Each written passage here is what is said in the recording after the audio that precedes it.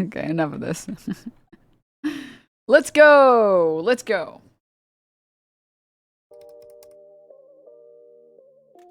Hasan Piker is a genuine douchebag, extremely unintelligent, probably as politically illiterate as me on most things, and I literally know nothing. Why is that the metric that you use? As politically illiterate as me, dude? Okay, dude. A complete fucking normie who doesn't care about politics. Nicholas Diorio is the owner of a pair of mid-sized commentary YouTube channels. His following is somewhere around 150,000 people, and he's known for covering new online dramas and his Ultimate Rape Review segment. I'm the host of Ultimate Rape Review. Whenever people remind me of this, that he has a show called Ultimate Rape Review, I forget. And then I immediately like black out for like 10 seconds and I'm like, what was happening? And then every time I remember, it happens again. And again. And again. And again. Nick has been involved in the commentary genre for almost a decade. He's been closely associated with figures like Tommy C, Turkey Tom, Willie Mac, and other longtime contributors to online drama coverage. He's not the biggest name, but he is well established, and he's seen as somebody with credibility in these circles. And part of that is because historically, Nick has always positioned himself as being somebody with principles. He was always one of the most outspoken. Who believes that about him? Creators about things like targeting sponsors. Attacking YouTube sponsors is generally like a negative. It's like saying that, like, okay, guys, can I show you guys a meme really fast? This is defamation. This is defecation. Apparently, people are rightfully making fun of this person. She's, sorry, this stuff is on the screen. Let me move this for a second. Girl with a microphone. I think she does like the night show at on the H3 podcast, the like night podcast or whatever. I don't know what the fuck you would describe it as, but people rightfully were calling her out and being like, "Isn't it crazy that you have so much smoke for literally everyone who's showing any type of misogyny?" And then the second your boss is sitting there calling women prostitutes based on how they're dressed, you're so quiet. So that's so funny. That's so wacky wild. Okay, here's my comment. The fact that some of y'all who hate my guts no matter what I do, who have been stunningly misogynistic and fatphobic to me nonstop, think I owe you an explanation or defense of my politics is so demented. Get absolutely fucked. Enjoy my mute. Dude, why is it giving Redditor energy? Why? Get absolutely fucked. Enjoy my mute. Oh, girl. Stop. It's like if you made female stale 2000. Girl, please. Oh my god, dude. Oh my god, man. Jesus. There was something else that was pretty funny, which is like, for anyone who wants to experience, I don't know, suffering. Where is it?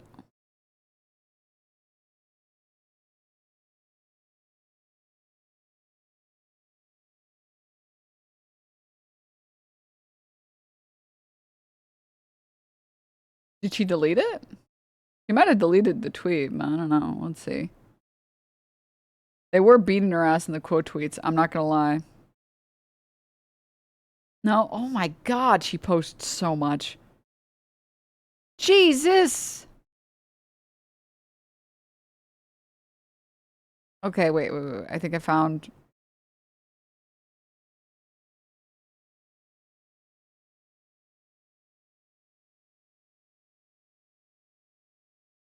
Wait, she deleted it. Oh no.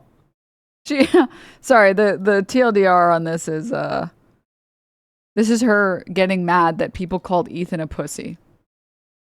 It's pathetic. Like, it's very sad watching him sit. He's a weak, fragile man. Insult women, call them bitches, be so fragile. Insult women, call them bitches. You just called him a pussy. Like, for me, it's just like, the moral inconsistency of these people is just, to me, the reason why we should not even bother arguing with them or debating them or anything else, because these people are not working within an honest framework. It's This had to be like a satire bit, and she was just describing herself the entire time, right? Surely. Stop introducing me to new people, please. I'm sorry. Sorry for doing that to you. My bad. I apologize. I'll stop. Anyway, she had a post that I think she deleted. Unless she didn't delete it. I don't know. I can't find it anymore. But she had a post that I think she's since deleted, and she was like, this is what I mean. Just because I haven't said anything about something you guys consider to be misogynistic. It's like, you don't think it's misogynistic that your boss called a random woman a prostitute? With no backing at all? You don't think that that's... Oh, other people think that that's misogyny. Well, I'm so glad you're calling out the true misogyny. People saying Ethan is a pussy. And not the fake misogyny. Calling a woman a prostitute because she's wearing like a short dress or something. Dude. But she was pretty and she was in Vegas where all the prostitutes are. You know, like, not that I would know her. Yeah.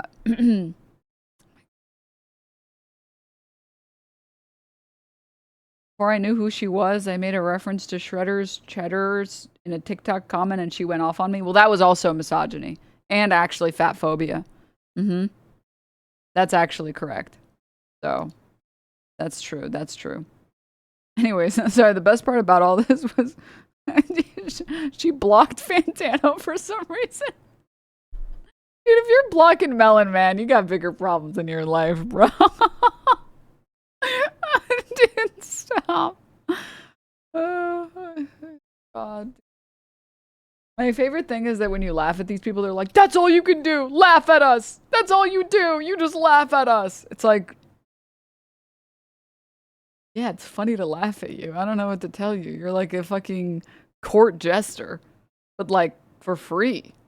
Please keep going. Yeah. Yes, and? Think I'm gonna stop doing it? Oh, no, you're totally not owning me. You should totally stop laughing at me. No. Oh, God. Anyways. It's just this is just such a funny clip. The misogyny is just disgusting. How could you call Ethan Klein a pussy? She doesn't even try and excuse her boss's misogyny anymore. She just looks at you like this. I just know she's like currently trying to like rack her brain, be like, this is fat phobic too. It's like, meanwhile, it's just literally what the meme format is. Oh my God. The edits are crazy though. Christ. Look at the Kilo comment.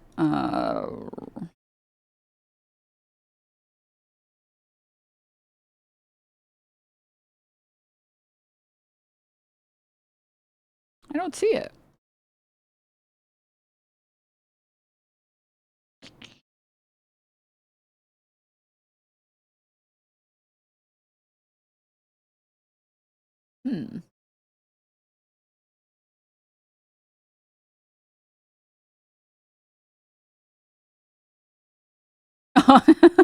Great tweet. Now re-review Blue Weekend and all will be forgiven. Stop. Listen, as a non-music knower, my knowing of music is that I have songs that I listen to on repeat for a very long time. Okay? That's how much music I understand. That's my knowing of music. So I don't argue music with other people.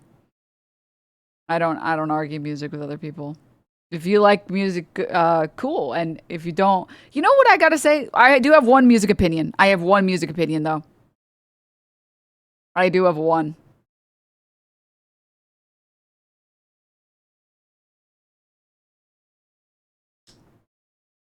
Out of all of the reasons to hate Hasan Piker, the only valid, justifiable, real reason is that he doesn't fuck with music. That he says he like doesn't really listen to music. Like that is, and I'm really not joking, insane. Like that's insane. Like that is actually like crazy. Like, genuinely fucking, that is a horrifying thing to say. He likes some songs. That's like, that feels like the equivalent of being like, I like to breathe sometimes. You know, it's good. Yeah, I like breathing. Huh? Maybe that was a bad analogy. I don't know. It's like saying you're straight and being like, some women are attractive. Like, that doesn't mean anything. What? Yeah, I'm sorry. I listen to some songs. Name one? The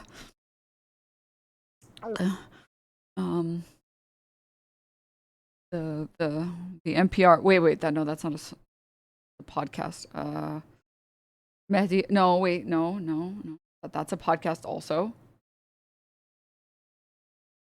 No, that's also a podcast. Also a podcast. Candace. That's also a podcast. Oh no. You're describing Hasan right now? Yes, correct. That is what I am doing. Yes, I'm saying the only valid reason to dislike Hasan is the fact that he has said he doesn't really care for music. He doesn't have a strong opinion about music. I did just say this. That is how I started this tangent. Because I think that is a genuinely valid reason to dislike Hasan, that he doesn't listen to music. If you're like, that's my barometer for whether or not I trust a person, valid, real, true. Honestly valid. Honestly valid. Okay? It's such a red flag. It is like a sociopath take to say that out loud. Like, you just don't really listen to me. Oh my God. Okay, that's all I wanted to say. That's it. Bro said that one time I almost turned off the stream. Dude, yeah. Dexter Morgan vibes. Oh, me? Music. No, I'm usually murdering. I mean, yeah, I listen to songs sometimes. I like the ones that are good.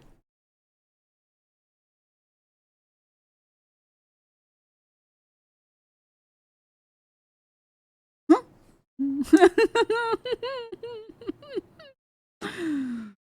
All right. Anyways, that's all I wanted to say on that topic. No, I don't argue with people who debate music. I don't feel like I know anything about music or know enough about music. I just know that my music is good, and sometimes other people's music is good, and that's it. I like all the songs that are good are the ones that I can listen to 500 times in a row and then not listen to them for like a year and come back to them, and I can still listen to them another 500 times in a row. Can I share something else really quickly? This is kind of relevant and topical before we get back to this video real fast. Did you guys see Pokemon getting hate for this like David thing? I don't know how many of you guys know the David situation, but there was this singer, musician, David, it's with like a 4, and he like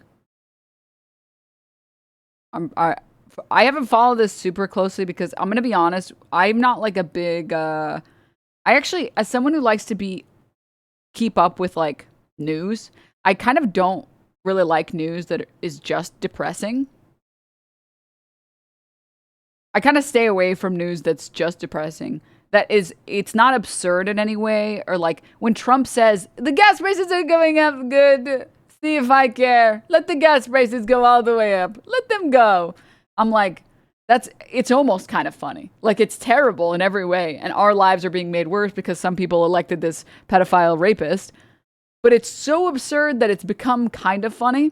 There's nothing that's funny about the David story. It's just like, this is actually like the most depressing thing I've ever read in my life. This guy who sexually abused a minor, killed and dismembered her. Like, okay. I don't like that story, actually. It's actually just horror. There's no upside. I'm not gonna make an upside. I'm just gonna move on from thinking about it as much as I can. But I did see Pokey talking about this. Dude, you are. I very rarely use this term. If you take an issue with this take of hers, you're actually just like either mentally unwell or you're an incel. And again, I very rarely, I think, call people incels because I think most of the time there are funnier insults to use. But you are actually just an incel if you took an issue with this take of hers. Honestly, I was trying kind of not to talk about it. I don't know if. Hey, Tempo, thank you for the raid. Welcome, raiders. Honestly, I was trying kind of not to talk about it. I don't know if you guys have seen the details, but it is just, sorry, like D4VD, the artist. Even talking about it right now just makes me nervous and have like a pit in my stomach. I don't know if you guys have seen much of the details and stuff, but it's so gruesome and horrific. And I think just constantly reading those headlines was really getting to me. Like, I was getting nightmares about it. And just thinking like, this arrested murderer, pedophile was someone who was in my home, who connected me with so many other people. We have so many mutual. Also, like, sorry, I just feel like it's important to mention that this isn't like a crime of passion, you know? Like, even if you look at how our legal system views crimes of passion versus like premeditated events, like if you get in like a bar fight with someone because like you find out that your partner is cheating on you and you knock someone out so hard that like their fucking head hits the floor and they die, it's like that's here, right? When you're at the point where you're dismembering a body, like something like we are approaching like territory that shouldn't be possible for human beings. Like, all of us can understand reckless endangerment, or like, you're still a person. You don't lose your humanity if you get in a fight with someone or in like a moment of passion, you like murder someone or something. We still view that as wrong. You serve your time, you know, everything. But that's like, you're still a person. Once you're at the point where you don't see an issue with like dismembering a body, like another person, you're not a human being. That's. And it's scary that like no one suspected anything like that. And also, understandably so, people are like dissecting his videos and lyrics and all this stuff. And since he had me in one of his music videos, I was like, does that mean anything? And, you know, like just, it was really kind of getting to me. So.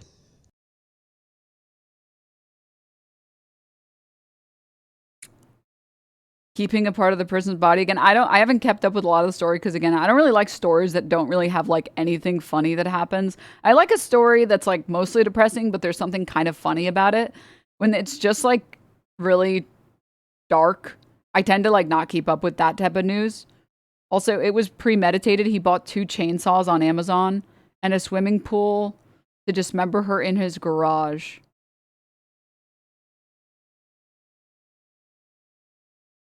And I've literally seen people in the replies and quote tweeting, and this has 14 million views, Honestly, being like, I was wait for Pokey to make it all about herself. I don't know, man. If you had like the pedophile fucking rapist murderer that dismembers minors in your home at some point, I actually think it's reasonable for you to be like, I've literally had nightmares about this. Like, I was talking to this guy, like he was like a normal person. Like he was like a person like me. And I didn't know that he was something that wasn't a person, that was capable of atrocities we could not even pretend to participate in. Actually, it's a very normal response to finding that out. A guy from a horror movie that actually is real and actually can get me. It's like, yeah. Mm-hmm. But all of that was to say on the topic of music, I was listening to a playlist on YouTube of like songs that are good, because all the music I listen to is obviously good. And I really like songs that have replayability and I can go back to. And then the only song that I have ever heard of from this artist ever is doesn't even show up when you pull up his name, even though it used to be the first thing that would show up.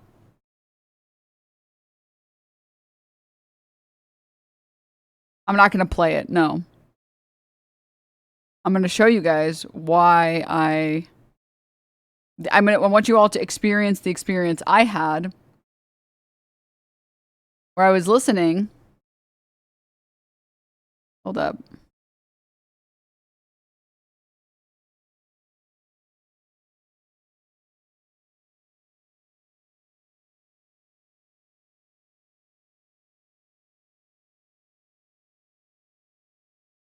Is it not on this account? Was it on a different one of my accounts or something? Okay, well, it doesn't really matter. The TLDR is I was listening to this playlist on YouTube and oh, it was this one. Okay. I was listening to this playlist on YouTube and I was listening to the song and I was like, oh, dude, this song is so good. Who made this song? And then I saw this and I was like, David. That's not like the same, like, that's not the same one, right? Like that I've been seeing and trying to avoid in like the headlines. Like that's not the one that right? That's like, this is like a different one. And this is a very unfortunate occurrence because, yeah, right. Let me just check the comment section and all of the comments are talking about him being a murderer, a pedophile murderer. And I'm like, okay, well now I get to never listen to this song again. Thanks, man. Not that that matters. Not that that's the moral of the story. I'm just saying that's the only other experience I've had with music. It's totally irrelevant. Just did not enjoy that experience. I'm gonna be real. This is what forced me to finally go and like look into any of this story. And then, yeah, not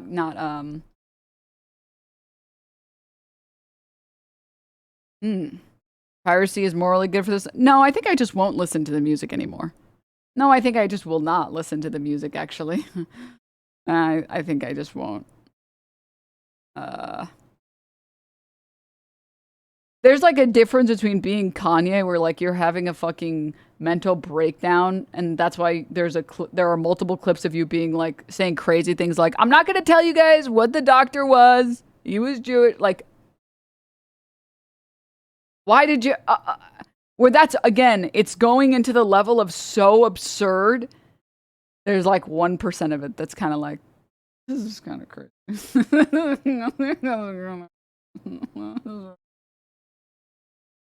This guy's gone. He's like lost his fucking mind. Holy shit.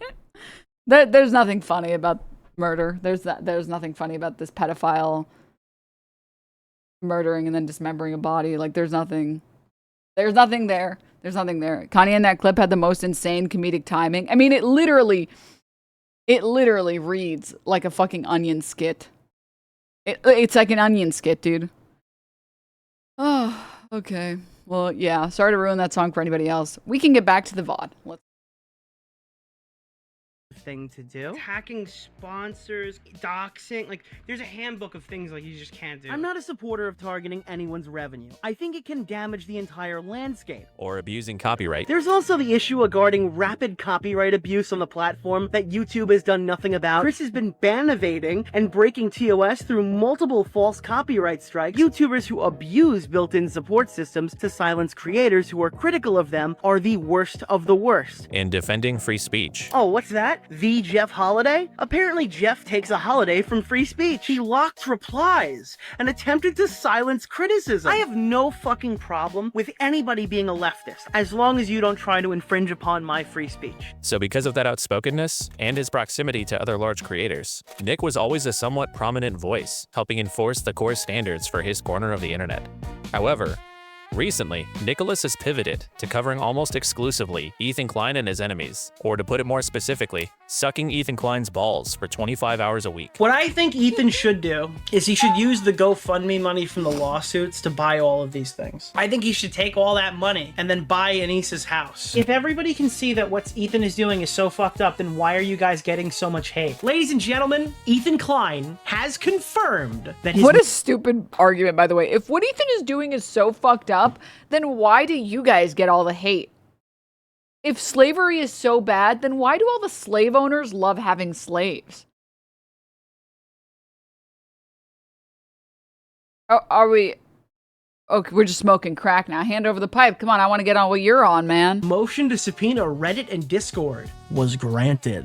Ooh. His relentless positive coverage eventually got him noticed by the Kleins themselves. I love Nicholas DiOrio. I'll say it. I've been watching your content. I think you're a very funny guy. And I Not the I feel makeup like line, not the makeup line. I forgot. your coverage Aw, has been really dude. good on topics that I end up watching. Like you're good with research. He's seen consistent growth in Like the why is such a bright blue? Why it literally looks like clown makeup? Oh my god! Listen, just okay, whatever. It's fine. subscribers, likely from H3 viewers, ever since he shifted his focus. And as a result, Nick has been cemented as Ethan Klein's #1 lieutenant, his top guy. He is one of the largest pro-Ethan, anti-Hasan mouthpieces on YouTube. And while I'm never one to begrudge somebody making some money, today what we are interested in is what he's had to sacrifice to get it. Nick has become somewhat representative of what it means to be afflicted with the Hasan bad virus. Unlike some of the other subjects of this video, Nick is in fact not some kind of rapist or pedophile, at least not that I'm aware of. But he is every bit as dishonest as the rest of these guys. And I mean, one of the only things I know about Nicholas Eat Oreo is that he lied about having a girlfriend. And he like posted a photo of him like with like his hand next to a woman's hand or something, and he was like, my girlfriend. And then the chick replied on Twitter and was like, we're just friends. Like, dude,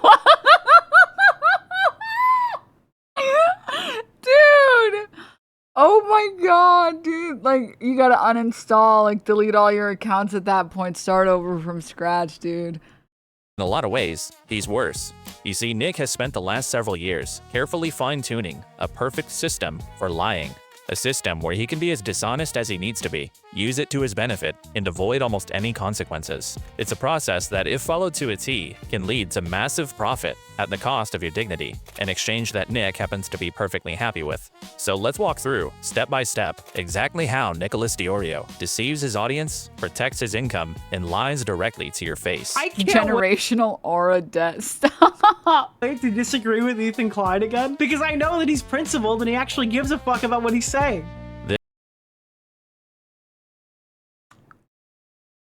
I am left speechless by such a stupid comment. This is the equivalent of like, Trump would never lie to me. He's the best. He wants to help the working class people like you and me. This is the Nicky D system.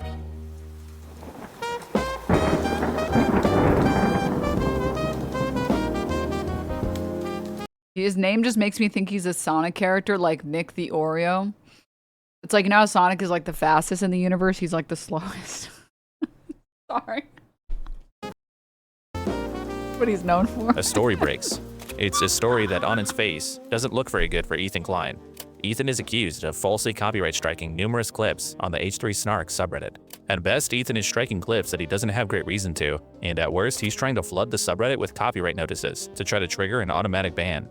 Nicholas DiOrio has been covering all things Ethan Klein and even Snark for months, so he definitely sees things like this when they pop up, and we do know that he is specifically aware of this story. I mean, he has copyright struck a literal subreddit. I wouldn't put it past him at all. What the fuck, dude? But Nick also knows that this story is a problem, because if he covers it honestly, it might involve criticizing Ethan. And if he criticizes Ethan, he could be risking his new association with H3. So Nick considers his options and decides that the best course of action is step 1. Neglect. Simply neglect to cover stories that are unfavorable to Ethan Klein. If you don't talk about it, you don't have to take a position on it. And if you don't take a position on it, nobody can hold you accountable for having the wrong one. Sure, people might expect you to have strong opinions about somebody abusing DMCA. YouTubers who abuse built-in support systems, multiple false copyright strikes, the issue regarding rapid copyright abuse on the platform. But that's their problem.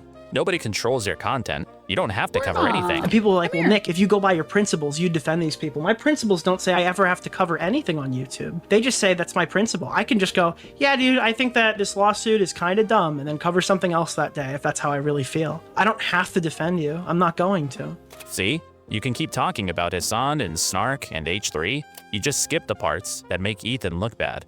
And that is Nick's preferred way of navigating anything that paints Ethan in a negative light. It's clean. It's safe. Remember when Ethan used Michaela Rain's warm body as a prop for his anti-Snark campaign? Nick, to this day, has never fully covered that story, despite indicating in passing that he disagreed with what Ethan did. Save a Fox killed herself from on a Snark sub. It is crazy, and yet yeah, I completely disagree with this. Reddit does nothing. And that was it. He avoided ever saying anything about Ethan directly, which is also what he did with the DMCA story for months. But avoidance kind of has a shelf life. You can't just Wait, what was I going to say? Someone generously and wealthily donate $10,000 to my wallet so I can stay home and watch Denims, please. Yeah, someone make it happen. Let's go. I thought we watched this part a day or two ago. No, I haven't seen this part. What happened with Debating Caleb? He just like never replied, so. There was something else that I was going to read. Not any of those, actually. Being such an Ethan stan is something my mind cannot comprehend. Dude, it's like, it must be a very sad life. It must be a very sad life. At least, like, Nicholas Eat Oreo is, like, making money off of it. At least he's making enough to be able to eat all the Oreos his little heart wants to. Also, Nick literally admitted that he will lean in on Ethan for his career. No, stop, dude. Out loud?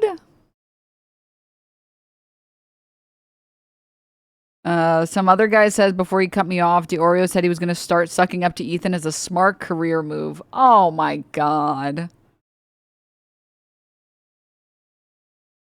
Dude. Do it forever. Eventually, something will come up on stream that you can't just look away from. And when that happens, Nick proceeds to step 2. Ignorance. Nick is streaming.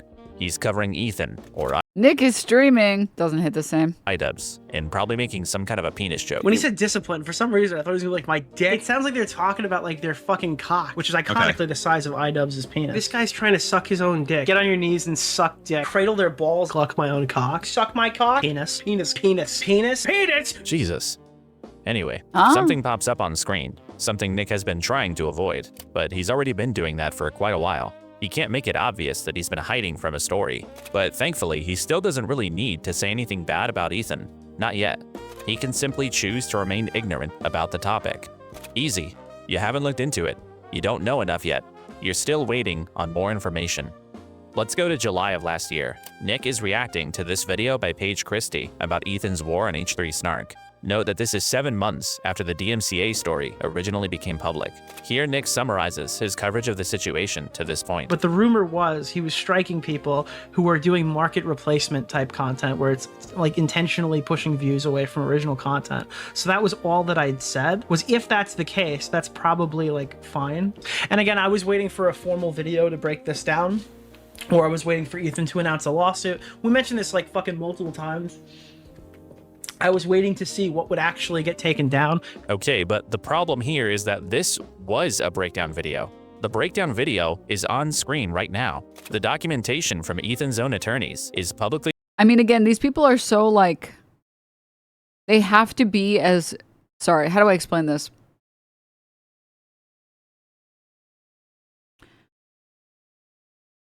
A big part of being a conservative or like being on the right, whether that's online or offline or on Fox or on Twitch or on YouTube or whatever, is that you don't actually have like principles and you don't have like values and you don't have like systems that you follow about what you say when you say it.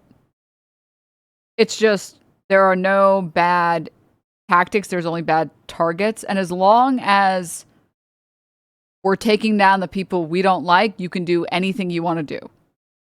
And you only use these things as justification for what you actually want to do. The best example of this is owning the libs. No, the best example of this is this post. I don't know how many of you guys saw it. They kind of like gave away the game and kind of lost the plot with this.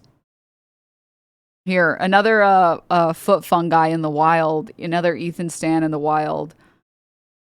It's a post from Casey Tron quote tweeting the fact that Ethan Klein was like zooming in on Anissa on like a snark subreddit and screenshotting posts about her and like photos of her. And Casey Tron said, I think that as influencers, we can all get a bit caught up, but this is so mentally unwell.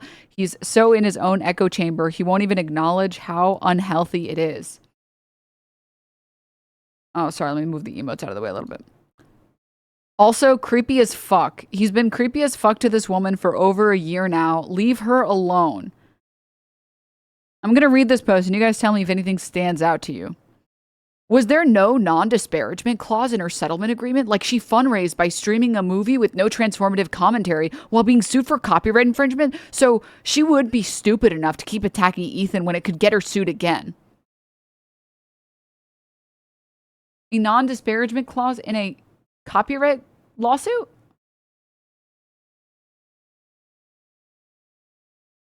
In a copyright... Wait, you wouldn't admit that all of this was just about silencing Ethan's critics and it had nothing to do ever about React content, right?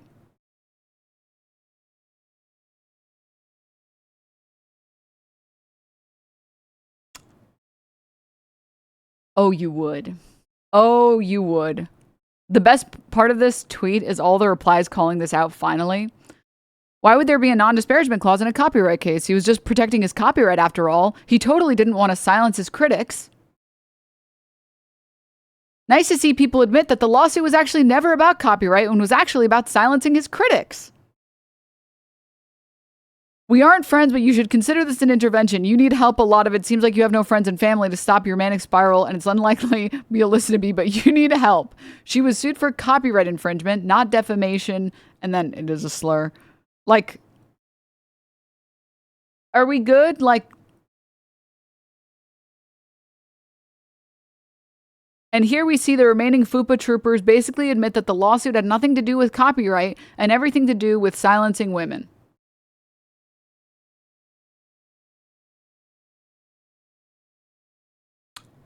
Huh.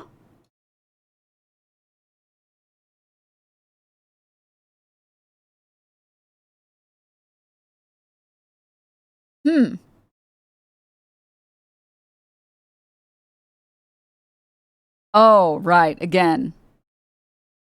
It's almost like the copyright lawsuit was never about copyright and was always about stop being mean to Ethan Klein. Stop! Stop being mean to him. You shouldn't be allowed to say this about him. You can't just say what you want.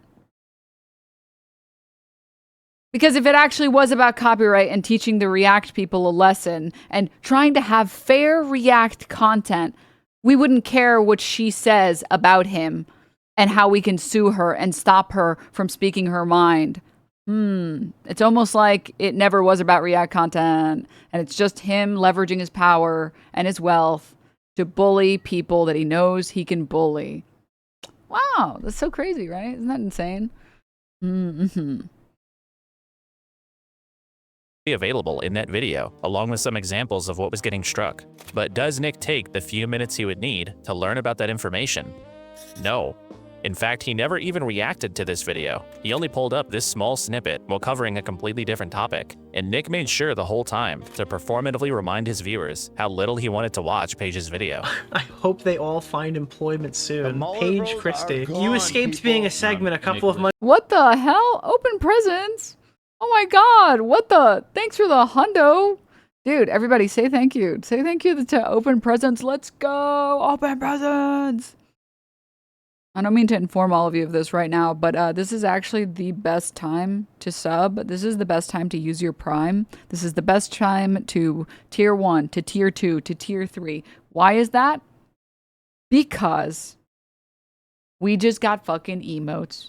All right? And we just got animated emotes even. That's right.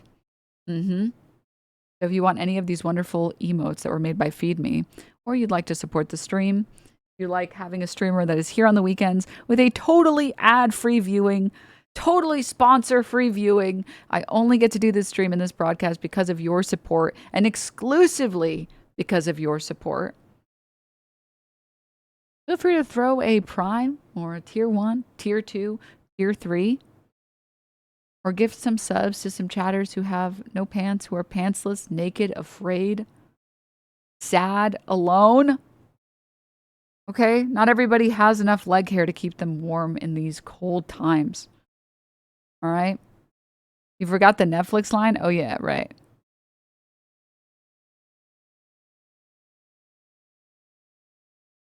Contraband, thank you for the 10 gifties. Pandora, thank you for the Prime. Short Jumper, Justin, Stove, Hot Dog, thank you guys for the tier 1s. Ham and Fist, thank you for the 20 gift subs. Thank you. For a second, I misheard and I thought you said viewers with no hands. I don't know how pants would help you if you had no hands, but I mean, sure, why not? Pants will help everything. Sure, let's go with that. Yeah, let's go with that. You need pants now because they'll help you. They will cure all of your illnesses. Shut up, socialist. Pants will cure every illness you have. They will grow back all of your hair. They will gender swap you. And they'll make you woke. This is medical advice, and you'll make a lot of money. This is financial advice. If you tier 1 sub in this chat, you will make $1 billion. Pinky promise. Wait, I don't want to swap my gender. Oh no, the gender swap only happens if you want it. Don't worry, you're good. Get it twisted. Sub to Denims. Northern Line about a gift 100 tier 3 subs. Force trans everyone.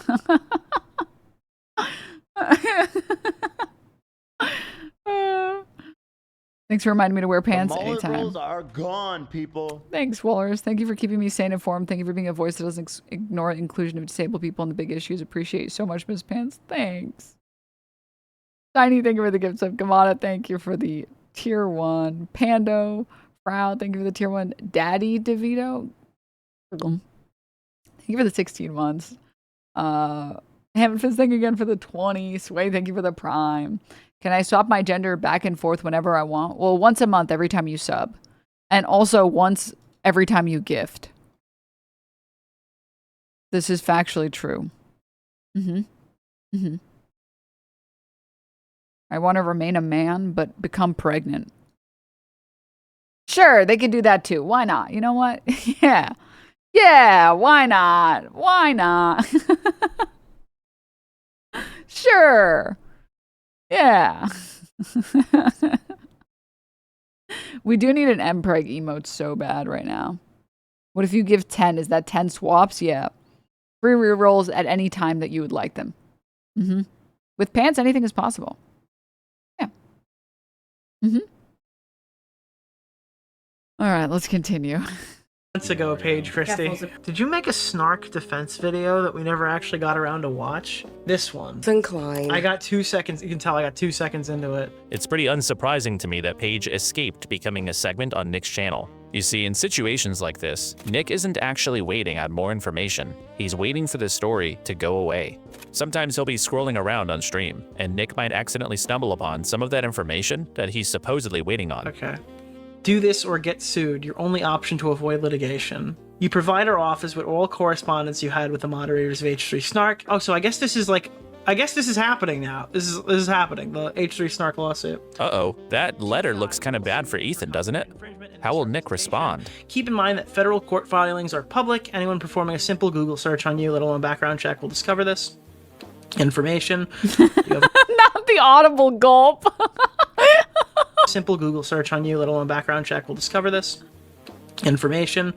You have until March 25th, 2025 at 5 p.m. to agree to these terms. So I don't know when this was sent. Noah Sampson made a community. He just streams past it.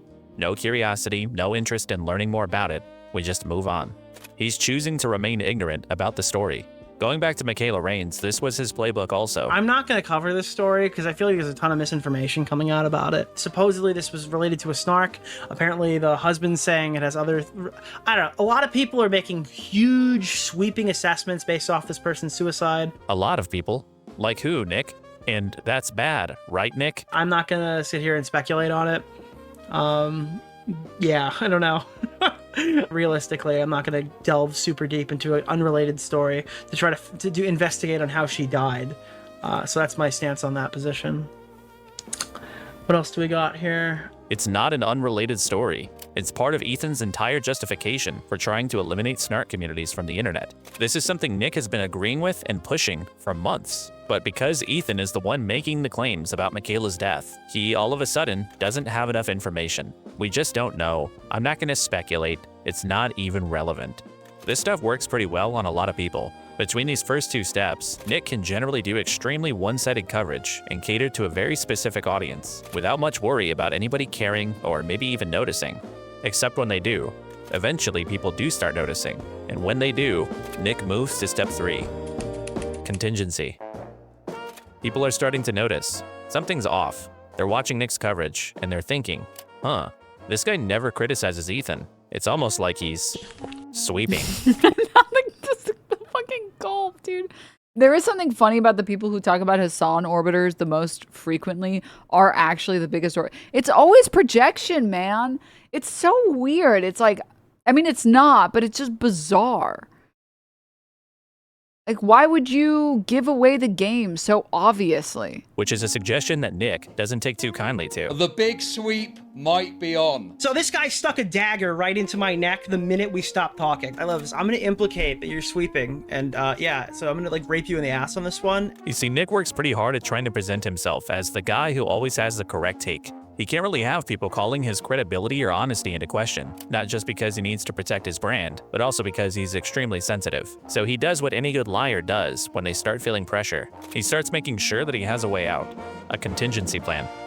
The trick is knowing when to do it. You don't just criticize Ethan at random. You wait for a moment where it's easy and safe to appear critical. Something minor, a slight disagreement or a half criticism, anything you can have on record to point to so you can say that you're impartial. To this point, Nick has neglected to cover the DMCA story, as well as the lawsuit against Stage 3 Snark, and he's also chosen to remain ignorant about the details. I haven't covered two things. I care so much about not abusing the copyright system, except when it's happening to people that I don't care about and it would benefit me and I could make profit off of making fun of them. Then I don't care at all. Then it doesn't matter at all. Yes. Also, actual cat, thank you for the 18 months. Happy Mother's Day to you as a cat mom. Thank you. Wait, can we do some rage baiting? Can we flood the scene with misinformation? And do some rage baiting. Being a cat mom is literally harder than being a parent.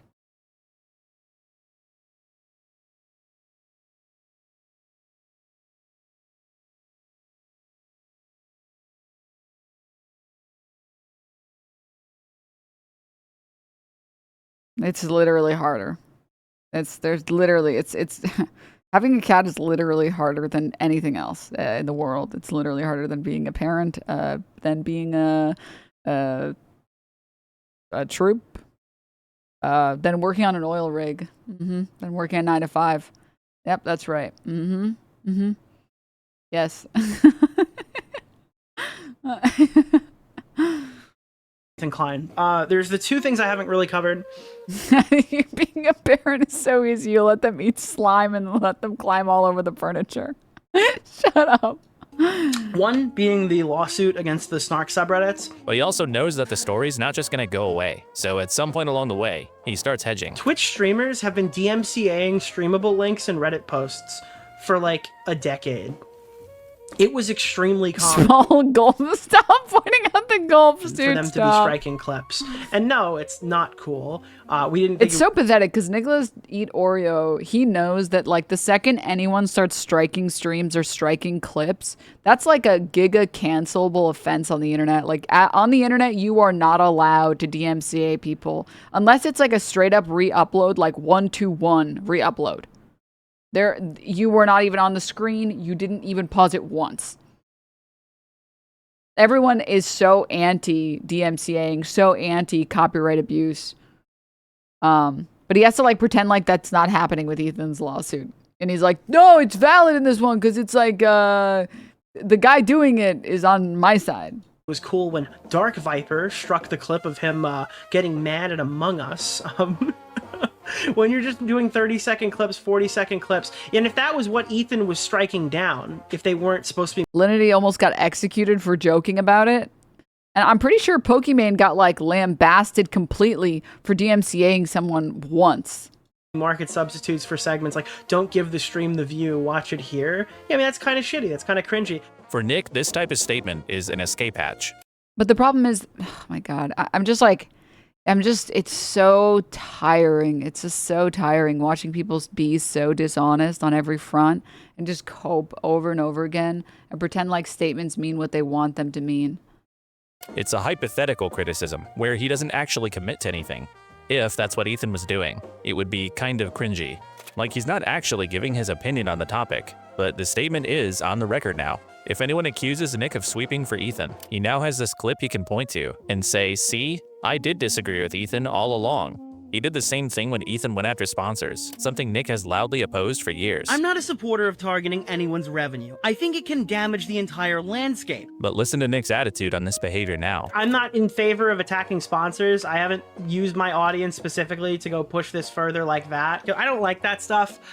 Realistically, there's not much of a way to hold Twitch to account. The weird double standard that Hasan gets for all of his friends, this is a corrupt platform. And I think it does need to be destroyed. That's my personal opinion. I don't. You should never go after sponsors ever, except when like I don't like those people, so it's okay. With Dan Saltman's methods to target sponsors the way that he has, I agree a bit more with the way that Ethan did it because he was targeting TwitchCon, going over like the panel that they approved. But like, this site was always going to have an adpocalypse. This was happening either way. It's kind of giving, if I don't steal it, someone else will steal it.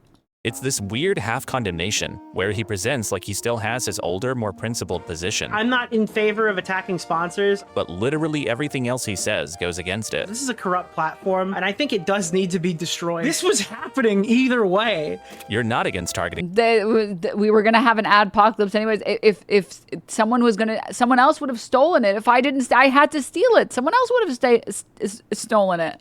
Sponsors, Nick. You're supporting it. You're just playing both sides so you can defend yourself no matter what. Nick actually does this all the time. He gives these mealy-mouthed, tepid, half-baked criticisms, where he's not really fucking saying anything meaningful, but then he'll go and point to them later as evidence that he's unbiased. Junk Drawer Gaming, a small commentary channel, helped identify this pattern in a recent video pointing out the massive holes in Nick's coverage, specifically the fact that he had never directly addressed Ethan exploiting Michaela's death. But despite boldly disagreeing with Ethan on this over 6 months later, Nick still has never addressed Ethan weaponizing this woman's death to bolster his campaign to remove his detractor base from the internet. And Nick's response, predictably, was to claim that he had in fact already criticized Ethan for this, but he can't possibly be referring to this. I'm not going to cover this story because I feel like there's a ton of misinformation coming out about it. Or this. Yeah, I'm not going to cover it because there's a ton of misinformation. And by that, I mean, I'm not going to cover it because it makes Ethan look bad that he used someone's death as a way to push a lawsuit. Okay. I completely disagree with this. So this supposed criticism must be this. If we're going to make a critique towards Ethan, the one that sticks in the back of my mind, I think we covered it briefly. No, you didn't. There was a clip that came out. What was it? Someone killed themselves on Reddit or something? Okay, already. Why does it seem like he's just pretending to not remember the details of the story? And they were blaming like a snark subreddit that did it? No, not they. Ethan. Ethan was the main person pushing this talking point. But then a couple hours later, once people did research, it realistically didn't have anything to do with, or it didn't play a large role in what happened to that person. Like the snark community was extremely small. And then it kind of got pushed into like, this is the danger of snark communities or whatever. It got pushed. Dude, the passive language, wow. What are we covering, Israel? And then miraculously, somehow, hundreds of thousands of Palestinians died. They just died. Homes destroyed in Gaza. They were just destroyed. One day we woke up and they were destroyed. No more schools available in Gaza. No hospitals available in Gaza. Oh, I don't know. They just got Thanos snapped like magic. What is this? Oh, this narrative got pushed. And that doesn't seem like... Really? It got pushed. You mean Ethan pushed it? Ethan exploited a woman's death for his own personal benefit. But Nick will never say those words. He'll instead say things like this. I think like maybe waiting to kind of see how things turn out before jumping on that would benefit everybody. So Nick's key criticism of Ethan was actually just him giving general advice on how it will be good for everybody to do more patient research, and he avoids saying that Ethan did anything wrong. And now he's waving it around as proof that he's not a complete hack, and he's just hoping nobody goes back and checks. But by this point, the criticism is starting to mount. People aren't just asking about Ethan, they're asking about Nick. And that's a different kind of problem, because you can't exactly sweep criticism of yourself under the rug.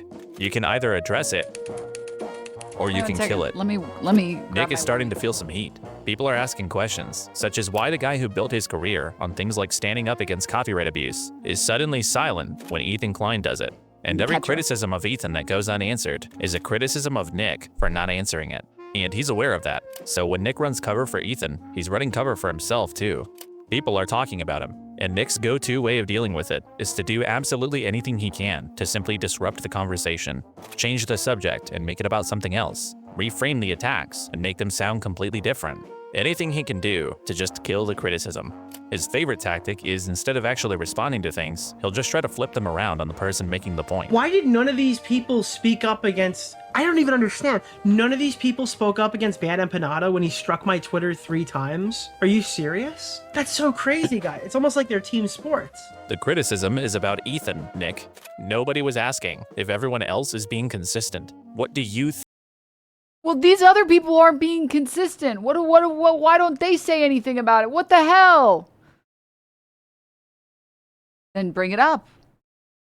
Think about what Ethan is doing. I mean, it's kind of giving, do you know, there's one very specific type of man moment that pisses me off, and it pisses everybody else off because it's so transparent, where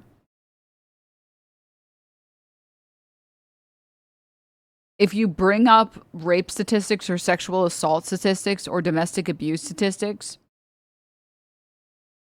there's like one in like I don't know what number, 1,000 dudes, 100,000 dudes will be like, you know, men get assaulted too. It's like, you know what's crazy? You only ever seem to bring up men getting assaulted when people are trying to have a conversation about women getting assaulted. And otherwise, you never bring it up. Which makes me feel like you actually don't even care about either of these things. You just want to use this one so nobody talks about this other one.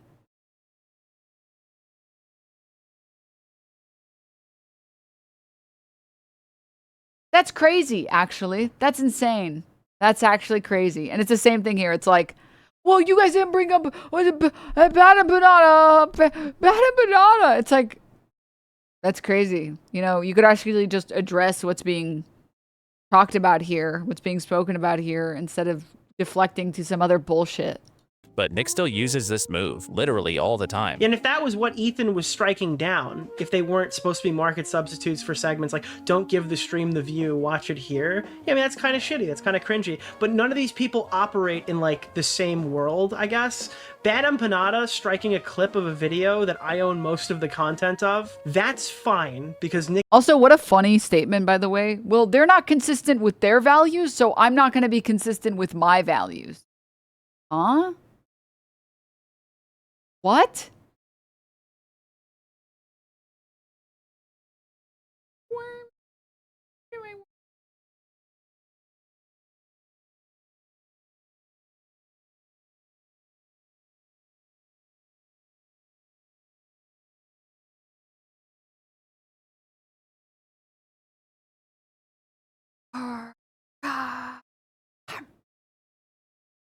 Sorry.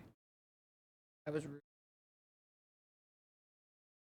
Oreo is bad, but Ethan Klein doing it is horrible because Ethan Klein is trying to censor people. By the way, I'm gonna need every single person who has the take on stream that going after sponsors is bad. I'm gonna need their takes audited. I wanna know what they said 5 years ago about Keemstar. I wanna know what they said about Pokimane. I need their take on all these situations to know if they're just sweeping. But the rumor was he was striking people who were doing market replacement type content. So that was all that I'd said, was if that's the case, that's probably like fine. okay, other than obviously straight ripping, like straight re-uploading, like you're not on camera, you didn't speak once, like it's literally like a fan channel or whatever, and you're just re-uploading the full thing somewhere else without any permission, because obviously that is just like re-uploading.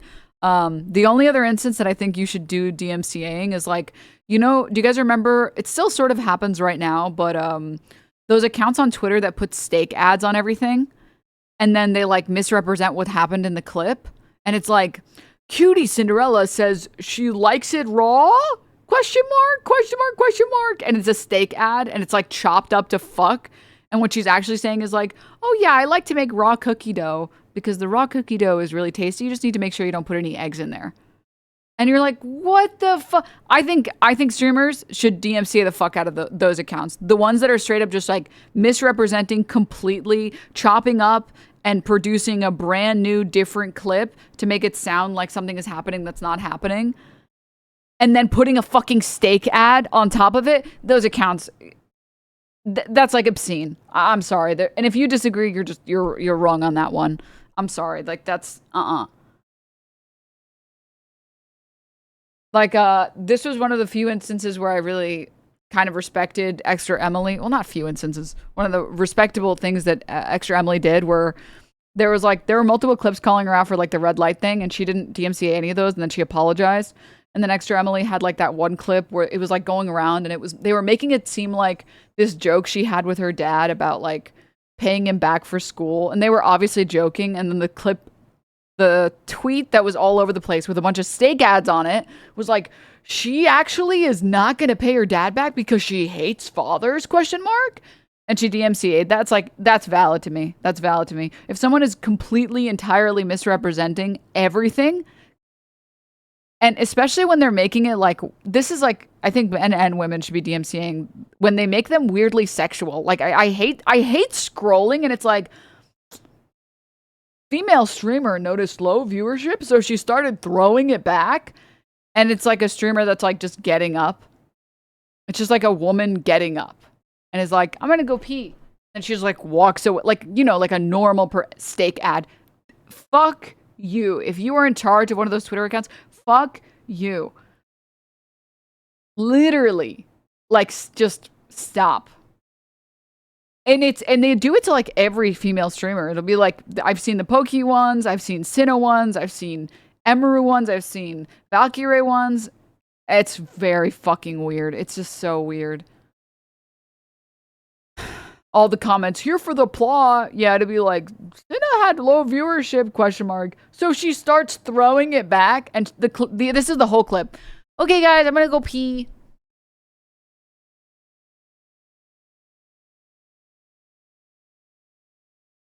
All right, I'm back. And then they'll like slow it down so it's like,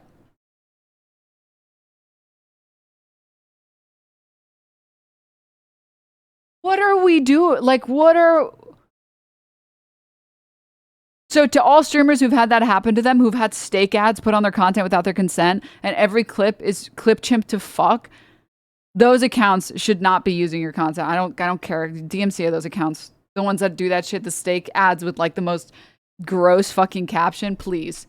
Now Denims is throwing it. Denims is experiencing low viewership, so she starts throwing it back? ?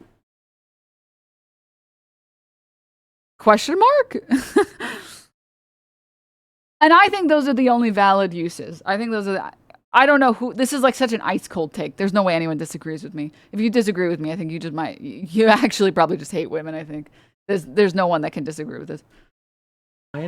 No, he's not. I'd say that would be fair also, but that's not what he's doing. I have a question. Also, half the time in the clip, they don't even talk about what the caption says. I know! It'll be like, I'm trying to like think of a streamer. Some other female streamers. Name a woman. It'll be like, Valkyrie says she thinks the burnt peanut is disgusting. And the clip is like, oh, I like most VTubers. And that's the whole clip. It's like,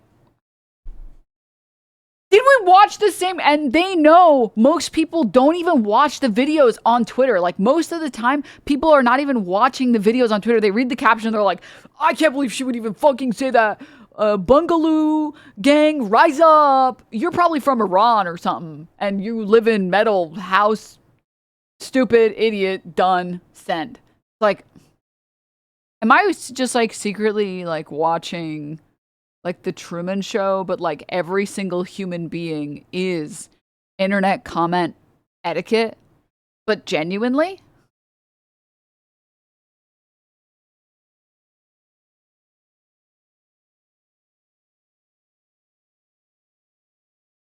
Like, that's what I feel like I'm living through.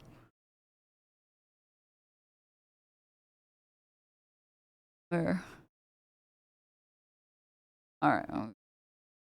Okay, but everything outside of that is like cringe as shit, dude. So what is Paige Christie's current position on the Denims, Frogan, and Casey Tron lawsuits? Are we going to maintain this position? I'm just curious, because I feel like mine's fairly consistent. Are we going to maintain this position that that would be fair also? I'm just wondering. Clearly, instead of actually engaging with what's being said and potentially saying anything bad about Ethan, Nick would rather just aimlessly hypocrisy hunt. Anything to avoid being honest.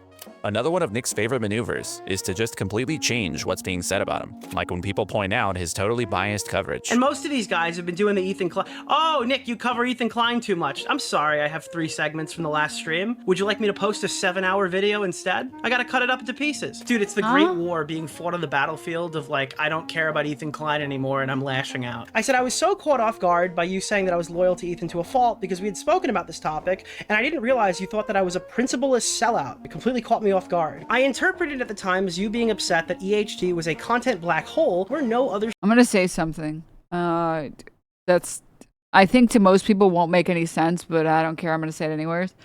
All of this segment, all it's told me is that Nicholas Eat Oreo is someone who is hard stuck silver, but he blames his team every single time. That, like, I've become convinced. Maybe he's seen gold in like one game in his life, and like maybe, I don't know what games he plays, what video games he plays, but perhaps. And he always blames his team. Ever. Like forever. That's just the vibe that I get as him as like a person. No, he's pushing for silver. He's bronze, bro.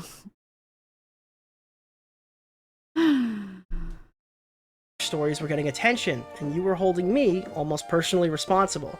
So this is the, oh, you just think of— Who does he even appeal to? I think he appeals to people who think that they're Eric Cartman in real life, and nobody understands their twisted mind, but really everybody just doesn't like them. Talking about Ethan too much. No, it's not just that. If you were just talking about Ethan and it was, you know, fair, whatever, there's obviously a criticism that I've got of, seems like you're being very favorable towards Ethan a lot, to a fault, you know? So when someone says your coverage of Ethan is dishonest, Nick pretends they're saying, that Nicholas Diorio guy, he talks about Ethan Klein too much. He's responding to a criticism that literally nobody made, and simultaneously trying to make his detractors sound very, very stupid. And if anyone is simply 100 IQ enough to see through all of this, friends or colleagues who might want to challenge Nick on his behavior, Nick just cuts them off. Kills the conversation entirely. Guys, key update. I thought you said Eric Kirkman, sorry. You know, it's honestly totally possible I did have a Freudian slip of some kind and say Eric Kirkman, but I think I said Cartman, but maybe I didn't, who knows. Nicholas Diorio has now blocked me on Twitter. Nicholas Diorio has now officially blocked me on Twitter. He's not interested in maintaining any friendships. He's not interested in defending his viewpoints. He's not interested in being an honest creator. He's only interested in one thing: being a yes man. All of these little tactics and maneuvers that Nick pulls, those aren't the goal. The goal was always to find a way to become the #1 Ethan Klein ball washer. Remember when this was like the worst thing ever? Remember when all these guys are like, Ethan Klein can't take criticism because they're posting shit saying you should watch this as an alternative to his actual content? Now we're just striking clips again. This is Bad Empanada all over again. These guys total hypocrites, dude. Total fucking hypocrites. This is insane. Did you notice what happened there? 9 months have passed. Nick has never meaningfully covered the copyright strikes or the filings for the lawsuit against Stage 3. This is something that I think, like, I know it's dishonest on their part, but it's like kind of obscene how dishonest it is and people just don't care. There is such a thing as your hypocrisy versus my hypocrisy. You calling out someone else's hypocrisy does not absolve you of your own hypocrisy. If your value system is to not be misogynistic, pointing out that other people say that their value system is not misogynistic and they are, doesn't magically absolve you of your hypocrisy. You're only pointing out their hypocrisy. You don't magically get to be a hypocrite because other people are being a hypocrite. You're just using that as an excuse to trick stupid people into thinking that you made a point and you epically owned or whatever. If these other people in question are hypocrites, that doesn't magically make you not a hypocrite. So this hypothetical person that exists, that Nicholas Diorio is Nicholas Eat Oreo, excuse me. Sorry about dead naming him. That Nicholas Eat Oreo is talking about, where he's saying like, these people were all talking about how you shouldn't abuse copyright, and now they're abusing copyright. Okay, even if they're hypocrites, that doesn't magically make it so that you're not a hypocrite. You are still one then. You're saying you shouldn't abuse it, and then you're ignoring when it's abused, and you're only pointing out when other people are hypocrites. Again, that doesn't make you less of a hypocrite. I saw this with like, this is the tweet I wanted to show earlier, but I couldn't find it, where like that fucking, the Ethan fucking Bizarro, the lady who like simps for Ethan or whatever, and she's like, Ethan is not a misogynist and he's never been one ever. He just called that woman a prostitute because she's a fucking prostitute and a whore. You can tell from the way she's dressed or whatever the fuck. I'm joking. It's called a joke. It's called comedy. But that woman, she pointed out like somebody else calling her like fat or something and being misogynistic to her. And she's like, see, you guys have no principles. It's like, you pointing out that other people are hypocritical doesn't magically make you not a hypocrite. You're just pointing it out because you don't want to deal with the fact that you have to address the elephant in the room, that it is standing in the room and it is asking you to address it. If I say, you can steal from steal a water bottle. Yeah, do it as a hypothetical. And then I go and steal a water bottle at a store. And then you say you should never steal from corporations. The most evil place to steal is from corporations. And then you steal a water bottle. You don't get to look at me and be like, well, you stole one too. It's like, but that's not first of all, it's not a hypocritical position for me because I already accepted the premise. You didn't. It's a hypocritical position for you. And even if it was hypocritical for me, it doesn't make it less hypocritical for you. Because you're not living your values. Someone else not living their values doesn't change the fact that you're not living yours. Hello? Like, it's so sad. And people fall for this shit because they just like, I don't know, don't fucking use their Bryans, I guess. Snark. But all of a sudden, in the middle of one of his classic pointless hypocrisy hunts, Nick blurts out his actual stance on the topic, and to no one's surprise, it's just Ethan's side of things. They're posting shit saying, you should watch this as an alternative to his actual content. These guys total hypocrites, dude. It's insane. It is insane. I thought you were waiting on more information, Nick. The truth is, there never is more information that Nick is waiting on. Nick isn't waiting for anything. He's just working. Nicholas Diorio, the Pope, is in chat. He says the Godzilla collab is sick. Aw. My Teddy Fresh order has shipped. Oh my god, Saint Nicholas. The most notable example of this is Nick's Oh my god, Saint Nicholas. Oh my god. Oh, what happened? You've been in the world's first speech-induced coma. Yeah, the words that you heard from the person that you heard them from were so traumatizing for your brain, you actually fell into a decade-long coma. What were the last words? Well, I don't know if we should tell you. Because then what if, like, you know, it happened? No, just tell me. Kyle, no! What happened? You went into another decade-long coma. It's stupid.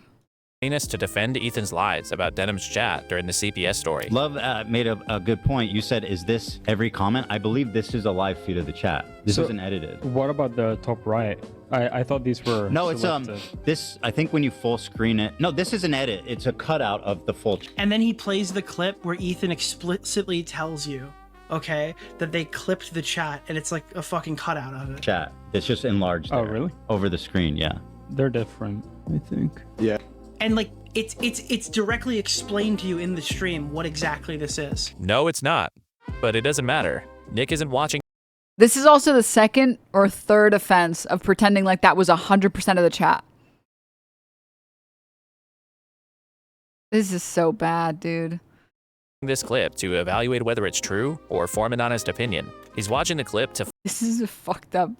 This is, dude, I'm telling you guys, chat roasts way harder than I could roast. The person who made that comment about Eli, you're so right. Have you guys, you know what? You're based, is all I will say. find a way to push We're Ethan's not. bullshit, and his instinct is just to adopt whatever's being presented on screen without really analyzing or looking into it. I mean, the snark lawsuits and copyright strikes, these things are key components of Ethan Klein's narrative over the last couple of years. Why do you think Nick was waiting so long to cover them? So Ethan Klein, so if he goes on like an anti-Semite doxing spree, I mean, that's got to look so bad for everyone that promotes the fuck out of him. Nick DiOrio, this is looking pretty bad, bro. What How's the he fuck? gonna sweep this one up? How is Fatty Nick, gonna sweep for? You got to do something about this tonight, man. I haven't covered two things with Ethan Klein, but I'll just give you kind of my rundown with them because I intend to cover them, but I'm trying to space this shit out because it was just so much back to back. Right, yes, of course. One being the lawsuit against the Snark subreddits. I do have a tweet about it. I feel like I'm gonna end up on the side of being opposed at this point from what I've seen so far. Principally opposed to what he's doing, but I think there are ways that he can win me. I need to see exactly what he's doing. I haven't watched his video about it. I intend to do it all at once. I think he says 2 weeks now until the lawsuit drops. So we will be taking a look at that.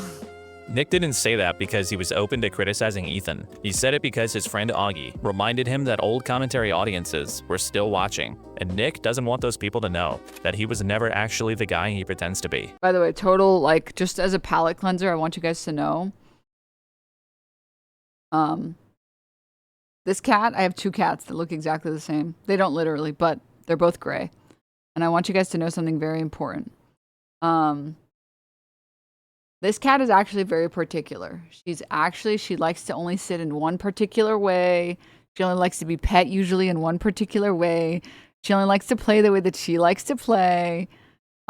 She's a very particular worm, all right? She's a very particular wormy. And I want all of you to know something very important, which is even with a cat this particular, you can actually just train cats to enjoy like random pets and like random things that you want them to enjoy. Once you show them that it's like a safe spot and they can leave whenever they want, they start understanding that it's like, oh, okay. So like you can see here. So once, and she's very particular, as you can see. With her and with cats in general, you can do the thing to them. Like, let's say you want to pick them up upside down. Just pick them up upside down, and the second they want off, put them down. If you want to rub their belly or you want to rub their paws or something, do it for a little bit, and the second they don't want it anymore, let them go. Because then they know, like, you're training them to understand that the second that they're done, they don't have to deal with it anymore. The thing that's stressful is like, oh God, this person is doing something, and I don't know when they're going to stop doing it. But if they know that, like, whatever is happening, if you're rubbing their belly or like giving them scratchies or like doing this, they know the second they want it to stop, it'll stop. They're like, oh, okay. Sure, you know what? You can have a belly rubber too. Sure. You know what? You want to lift me upside down? You can lift me upside down, but only for a little bit. Fine. Fine. I trained my cat to give high fives. Anything's possible. Yes. The hardest part is training them to let me set them down before they really start squirming. But yeah. So, does it work with older shelter cats? Oh, yes, absolutely. 100%. I mean, this works with just like I'm pretty sure all pets. I guess I can only really speak on cats, but I'm pretty sure it works on like all cats, but can you change the mind lolly, please? Sorry. I just wanted to say that because as you guys saw, she just weren't. But the second she was like, I want off, I let her off immediately. I was like, okay, go. I don't want you to stay for a second longer than you don't. The second you don't want to be here, I want you to leave immediately. All cats are beautiful, true. Okay, I've had enough about the Nicholas eat Oreo. Wait, I do want to hear this. He's very slimy and intellectually dishonest, but he's not exactly lying. The lie is Nick doing all this stuff and then presenting himself as principled. Do you have any actual principles at all? No, none of these people have any principles. It's not fun to be a principled streamer at this point. His entire persona is the lie. The hypocrisy hunting is going to be extremely difficult for me to navigate because publicly I said that if a reactor doesn't react to your content, you should strike them. I said I'm against YouTuber lawsuits for the most part, but I do find it increasingly difficult to care about a Twitch streamer getting sued. The things that we have been saying for the last 5 years, if they had just been listened to at all and people made the slightest bit of effort, there'd be nothing here for Ethan to sue over. This entire thing is an attempt to silence creators that he doesn't like and to silence people he doesn't like. Yeah, that's the best. I've never seen that clip. Oh my God. I'm sorry. I can't deal with a lot of these people for more than 10 seconds at a time. I've never seen that. Yeah, it's because we don't want you saying things that we don't want you saying. That's incredible. Part of this is that he scared a bunch of Redditors into shitting themselves and shutting an entire subreddit down. Go type in on H3 Snark and go read what they wrote about Diorio and tell me how much I should feel bad for them that these little fucking rat fucks had to sit and cry and get scared for the night where they thought the big mean Ethan Klein lawsuit was going to be in the mail the next day. Wow, this guy sucks. Nobody is asking you to feel bad for anybody. They're just asking if you think Ethan is doing something wrong. But this is exactly what Nick does. He actively runs away from having principles. And if he were just your average unprincipled grifter, I mean, that would be bad enough, but the thing that really makes Nick so contemptible is that he's also just a total fucking loser. I mean, not only is he so sensitive that it's literally a meme to be blocked by Nicholas Diorio on Twitter. He blocked me. I've never spoken to this man in my life. Nick Diorio. Oh, he does that. He does that. Yeah, I haven't, but I haven't talked to him. And not only is he this gross, cackling, nasally weirdo. Because that's, you know, in a good, just world. I haven't talked to him. And not only is he in a good, just world, he would be like, you know, serving you popcorn at a movie theater, you know, and getting paid and having benefits, and you know, you would be like a movie theater manager. And he would be able to retire at like 65 and with a house, maybe kids, and he would be damn good at the job. I would trust this man to make me delicious popcorn. I would trust him. He probably knows good food. But like, not this, man. He'd probably be even happier too. Yeah. This gross. He'd run the theater like the Navy, bro, for sure, man. You would get every popcorn, every kernel would get the same level of buttering on it, and it would be delicious, and it would be just, and it would be an incredible movie experience, you know? Cackling, nasally weirdo. Because that's probably what he was until his girlfriend touched his penis. Remember, weight can be lost, hair can be growing back, but your body is ravaged forever. Listen, Cuts, you gotta smile more. You know, just give them a little bit more of a smile. That would go. I like how you can immediately tell sometimes when people speak whether or not they have ever had a girlfriend. And whether or not they've ever had a girlfriend because of their own failings. And it's like, oh, you're not like a victim of like a lack of walkable cities. You're just a victim of yourself. You're just a victim of yourself. That's so sad. Long way with the men watching. But on top of all that stuff, he's also a total moron. Like, he admits he doesn't know anything about politics. I'm not a political fucking streamer. I don't know anything about politics. I'm horrible at politics. I've been coasting. So why the fuck would anyone ever listen to him talk about anti-Semitism? So this is an event that was headlined by Bosch to platform Zog, and apparently they didn't tell Zog that like Progressive Victory sent out like America's newest lolicon. Do you not know what Zog is? I think that's literally the guy's name. Nick is kind of like one of those background characters from old high school movies. He's like that unnamed idiot that follows around the main idiot. I just thought of. No, he's kind of like, he's like one of the characters that would exist in The Sopranos that would do something really stupid and would be the butt of every joke. Or like in The Wire, what was his name? Ziggy or whatever? Like that's the character where it's like, What I tell you about your kid? What I tell you? You're making a big mess for us. Get the fuck out of the room. Oh my God. Like, that's the character. That's the character. I'm sorry, Mr. Tony. I'm sorry. I'm sorry. I mean... And like forces out laughs at their jokes. Oh, McFly, your shoes are tied. Don't be so gullible, McFly. Okay. I don't want to see you in here again. Like, this is really all who Nick is. He's literally this guy. Yet somehow, this very stupid, wheezing, uncharismatic, dishonest blob of a guy made more money in donations last year than fucking Candace Owens. And he That's did incredible. That's amazing. that by at some point realizing that you can turn Ethan good, Hasan bad into a full-time job. But the Nikki And admittedly, he's probably one of the very few slop tubers that isn't paying any child support with that money. It all goes straight into the Oreo fund. D system still isn't complete. Not yet. Nick looks around. He sees Willie Mac's channel stagnating. He sees Tectone get a protective order granted against him. He sees Nux Taku get exposed for enabling grooming. He's looking down at which side of the aisle he's standing on, and he's panicking. So he starts worrying that he's possibly hitched his very large wagon to the wrong horse face. Nick's words, by the way, not mine. And he starts laying No, no, large no, wagon to no, the wrong horse no, face. no, Nick's words, no. Joe Rogan should give Hila back her meds, says Nicholas DiOrio, September 21st. Or sorry, September 4th, 2021.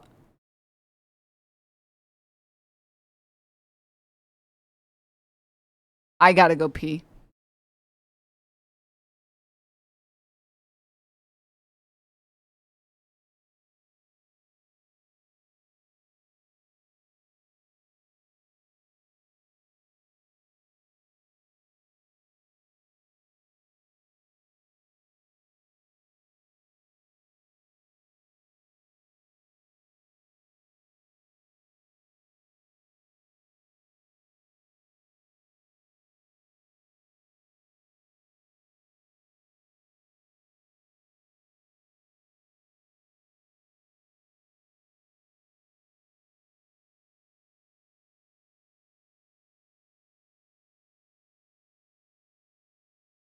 Okay.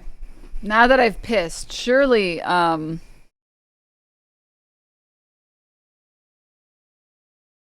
hallucinated that, right? Nope, I didn't. Still here. Okay. by the way, not mine. And he Got it. starts laying the foundation for the final step in his system. The step that ties the whole Stop saying throwing it back. thing together, and the one that will allow him to repeat the whole process again. Distance. He sees the writing on the wall, and in classic Nick fashion, he starts planning his exit. I hate this. I hate Hasan Piker, and I hate these people more. I hate these people so much. They're like actually fucking insane. Dude, people will... By these people, Nick is likely referring to Tectone, Nux Taku, and Think Before You Sleep, who defended Tectone. It really doesn't surprise me at all that the Think Before You Sleep guy would defend Tectone. Guys, what you need to understand about Tectone is... Put me next to these people because I also criticize Hasan Piker. There is too much of this going on in the hating Hasan Piker community. It's fucking insane. Nick can feel the ship sinking, and he's trying to make sure he has a clean way out before he goes down with it. Yeah, this is why nobody can get held accountable, because Hasan Piker is bad. Yeah, that is why no one gets held accountable, Nick. That's what my video is about. I'm glad we agree on at least one thing, but you don't get to be the one that points it out. I'm The starting to Think get... Before You Sleep video on Tectone's allegations is awful. Just out of curiosity, really quickly.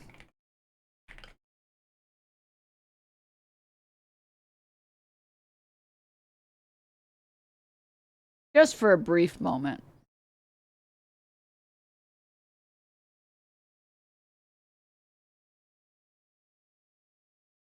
Dude, how did, like, I do think you need some form of rehabilitation if you watch content that looks like this.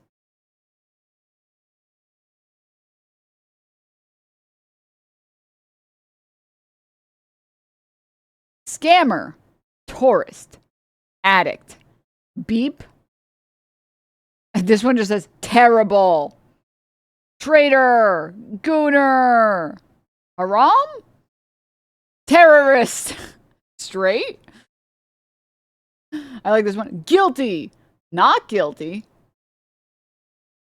Bro said not guilty. Meanwhile, the judge literally found that it was reasonable that Tectone sexually assaulted and stalked his ex-girlfriend.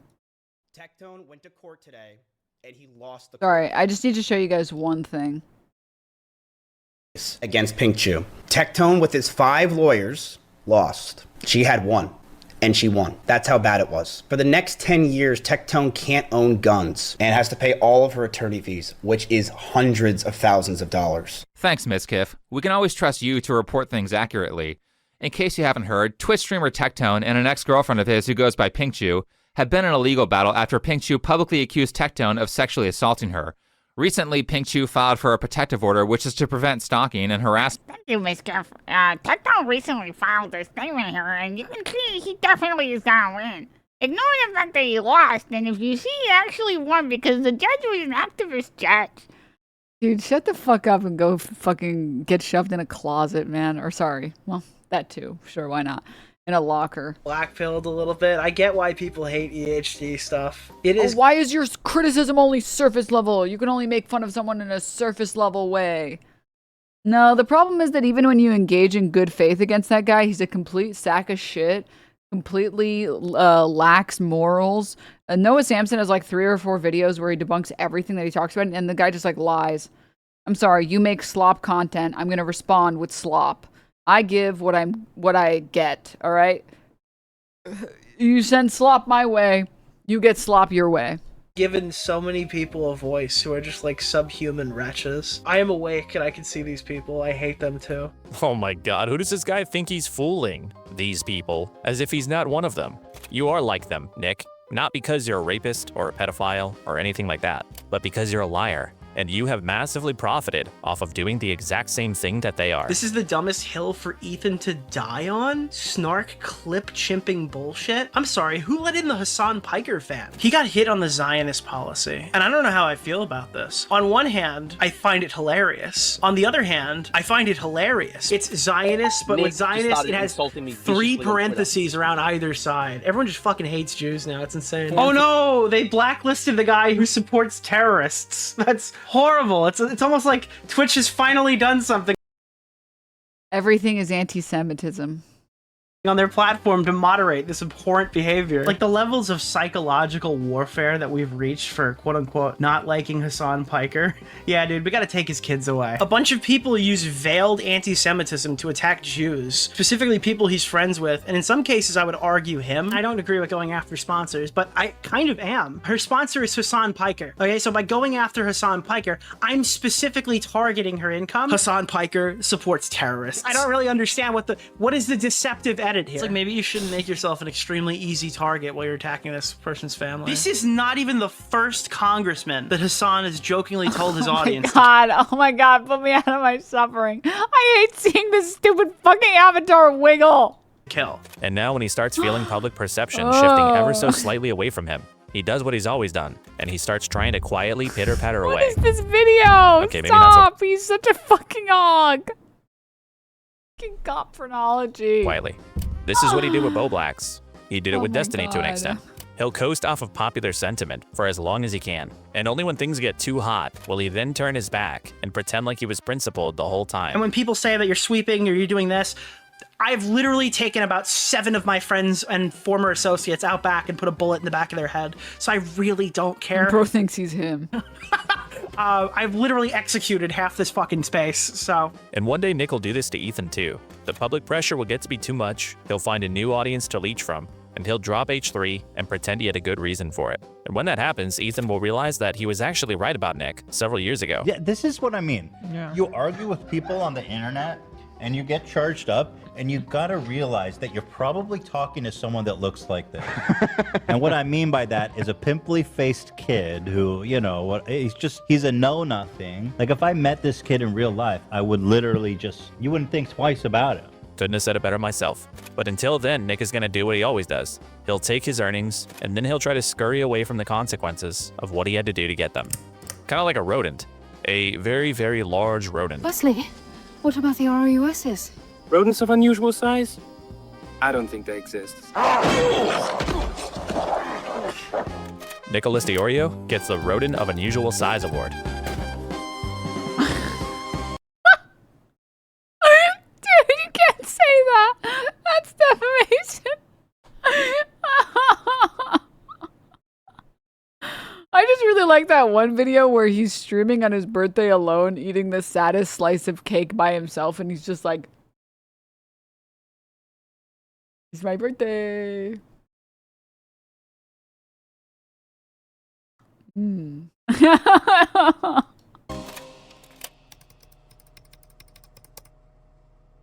Oh, okay. Ethan, do you not correspond with Destiny's podcast co-host Dan Saltman? I've talked to Dan Saltman, but also I don't think that that's Destiny, is it? Like, dude, I'm pretty sure I'm not making this up right now. All right, let's finish this segment. I'm keeping Dan Saltman waiting because Dan's coming on soon. Which, by the way, I guess I should just go ahead and say it.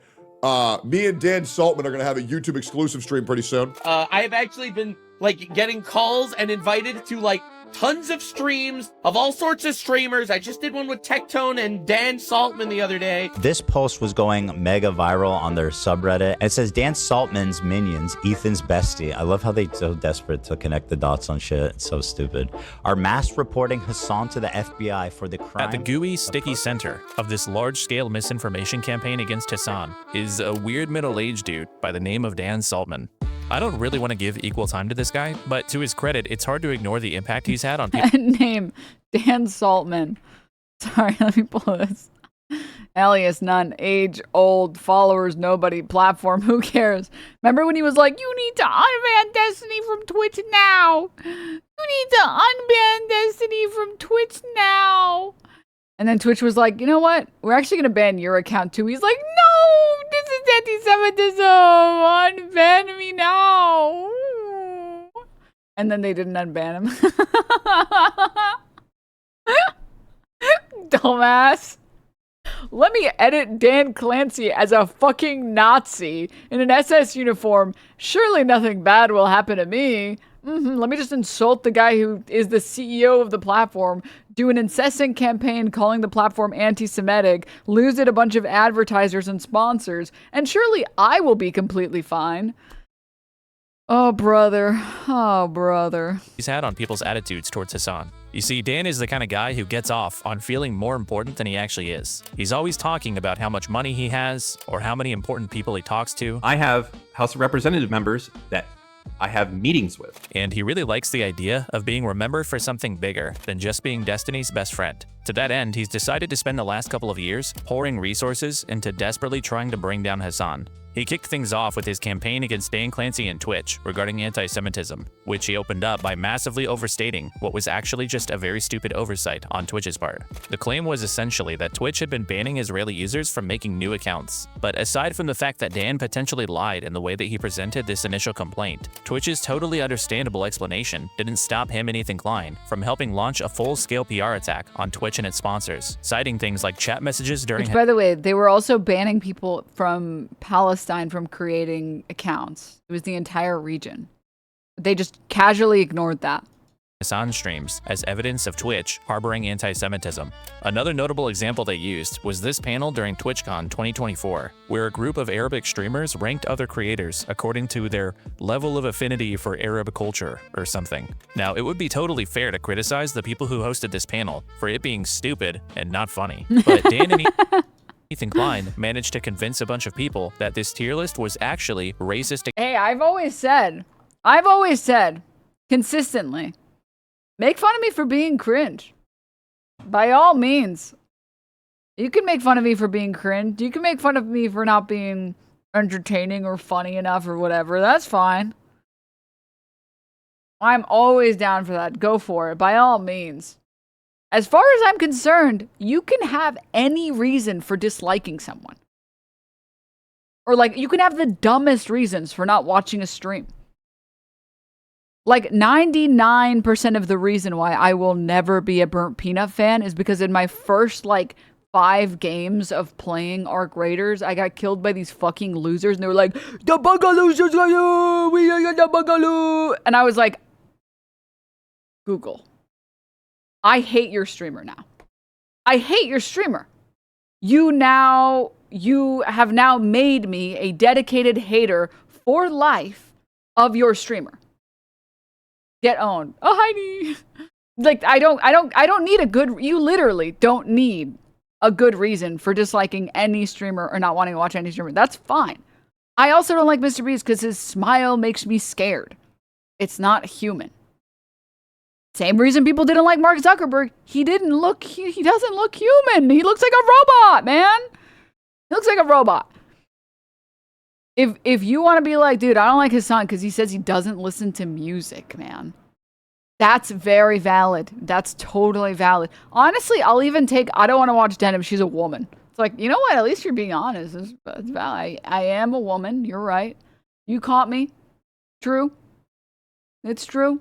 The American people are tired of women. I understand. I get it, man. That's fine. That's valid.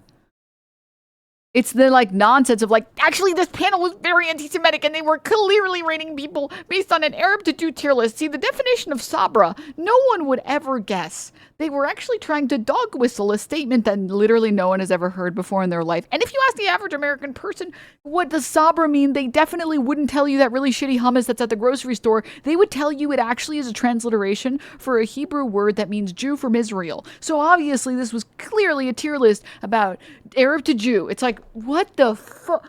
First of all, what the fuck are you talking about? You sound like a crazy person. Second, why did we put a bunch of Arab people in the bottom category then? In the alleged why am I in the alleged Jewish category? That doesn't even make any fucking sense. Doesn't even make any sense. Oh, Jesus. Against Jews. I mean, it's kind of just Arab good, Jew bad. I mean, I'm having a hard time seeing this any other way. While trying to excuse her racist, disgusting, fucking anti-Semitic behavior on stage of putting Jews on the bottom and Arabs on the top of their tier list. And this narrative somehow got sold pretty well, despite the top tiers consisting of mainly non-Arabs and the bottom tiers consisting of mainly non-Jews. In fact, as far as I could tell, Ethan is the only Jewish person at the bottom of this list. This panel was made for the— Also, by the way, on the bottom list, I'm there. Okay. A self-proclaimed Muslim is there, Sneeko. Mike is on that bottom list too because it was always a fucking joke. We put Pokimane in the ask for permission tier and she's Arab. Like, what are we, like, I can't believe anyone fell for this. In fact, as far as I could tell, Ethan is the only Jewish person at the bottom of this list.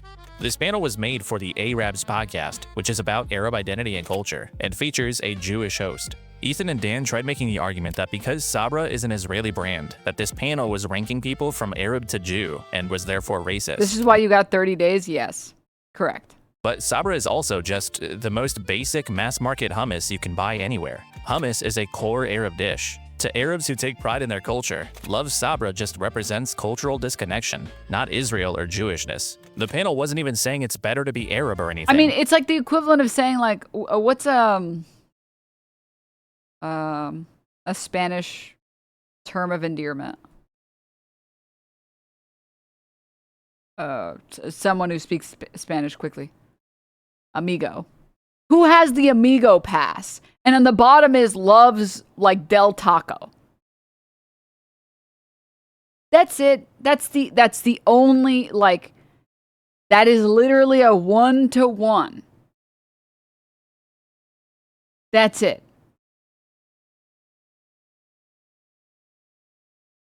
Because it's just a joke. Was this idea for a panel maybe controversial?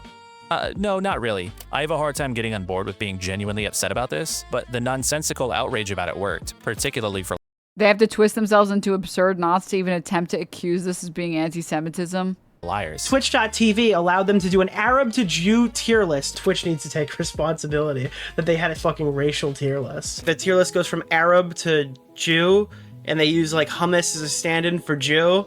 The noise that Ethan and Dan generated about this panel led to the ADL stepping in and pressuring Twitch to take action, and Frogan and a few others that participated got 30-day bans as a result, which was kind of ridiculous. But this is essentially what most of Dan and Ethan's war against Twitch consisted of: misunderstandings, bad examples, or even outright lies, like using a completely fake, doctored screenshot of an anti-Semitic meme on Twitch's front page. Or if you go to Dan's website and you take a look at the examples of anti-Semitic chat messages from Hasan's community, it's actually laughable. In fact, I challenge anyone watching this video to go comb through Dan's website and try to find me one genuinely racist comment. That's amazing. One of those said black people were killed in the Holocaust too, you fucking idiot. What's anti-Semitic about that? If someone could clarify for me why that statement is anti-Semitic, I would love to know. Is that not just a correct statement?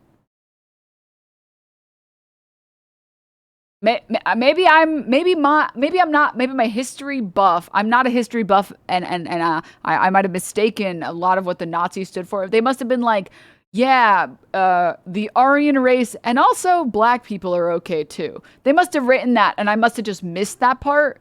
I must have missed that part in the Holocaust where they were like, no, black people are cool though. They're fine. They must have, yeah, that part of the everybody knows about that part of the Holocaust. Yeah. It's anti-Semitic because keyword search Holocaust.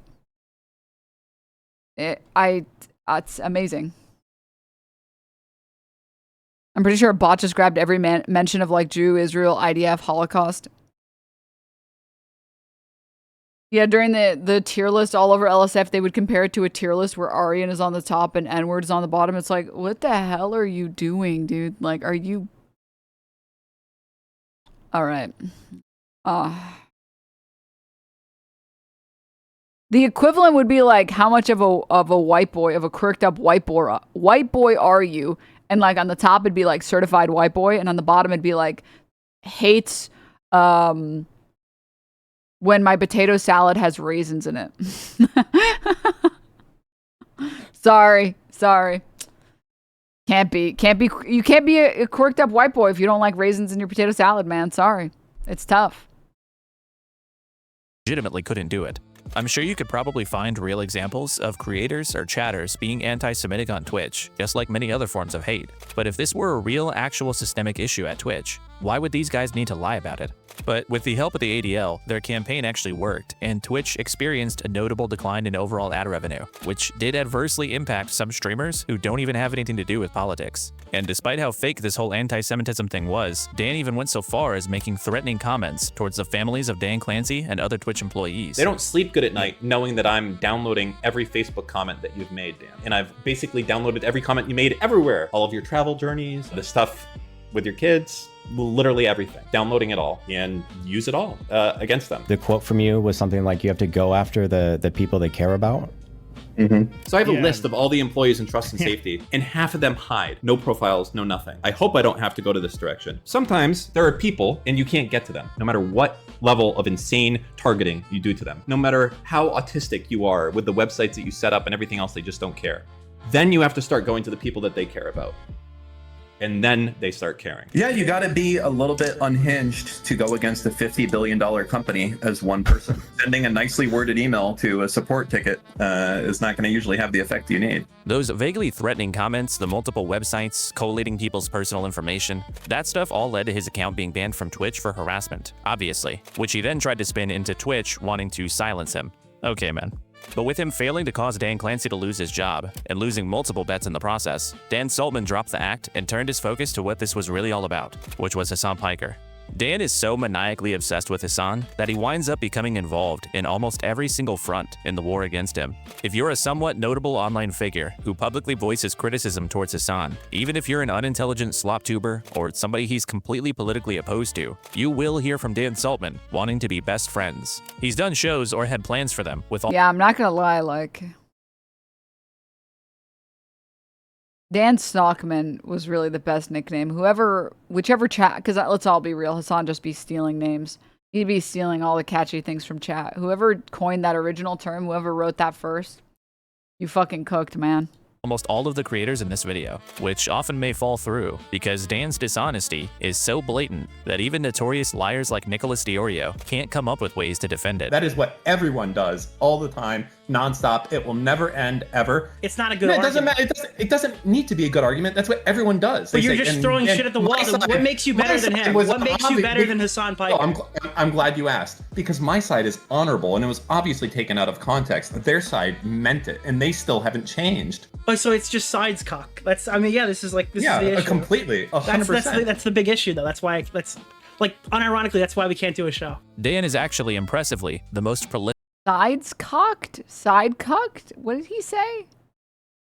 liar in this whole video, not just because of how often he lies, but also because he just openly admits that he lies. This is the game. Like, you can't change it as much as you may want to change it. I might want this to be, we have an objective debate and we look at it and, everyone comes away and it's like, okay. He sounds like Ethan. No, it's missing all the coughing and the sneezing and the sniffling. And also some of the insane mannerisms like the marbles are gone, people. It's not emphatic enough. Okay, well, that would be the world I want to go to, but that's not the world that we're in. We're in a world of all that matters is not enough poop jokes. The end result of the general public having an optics on something. I said that Hasan Piker visited a brothel that was later raided for suspected sex trafficking. Actually, Hasan... This is, by the way, the best evidence of why you should never listen to any campaign that is started up by Dan Stockman. It's all literally all of it is astroturf garbage. Every single bit of it is just lying. It's just, I don't care if I'm lying. I just want to destroy the people that I don't like. And it's to what end? What? Can I be honest with you guys? I had an experience the other day. This is maturing straight up. It's a really long story, so I'll try and shorten it for stream to the best of my ability. But sort of recently, I had to sort of let go of friendship that I wanted, but I can't have that friendship for reasons I will not get into. And a big part of it is beyond my control. And I was like, if I could get to the bottom of this, and they play Tarkov. No, although friendships have ended over Tarkov. Get out of my fucking way! Get out of my... Why did you fucking kill me?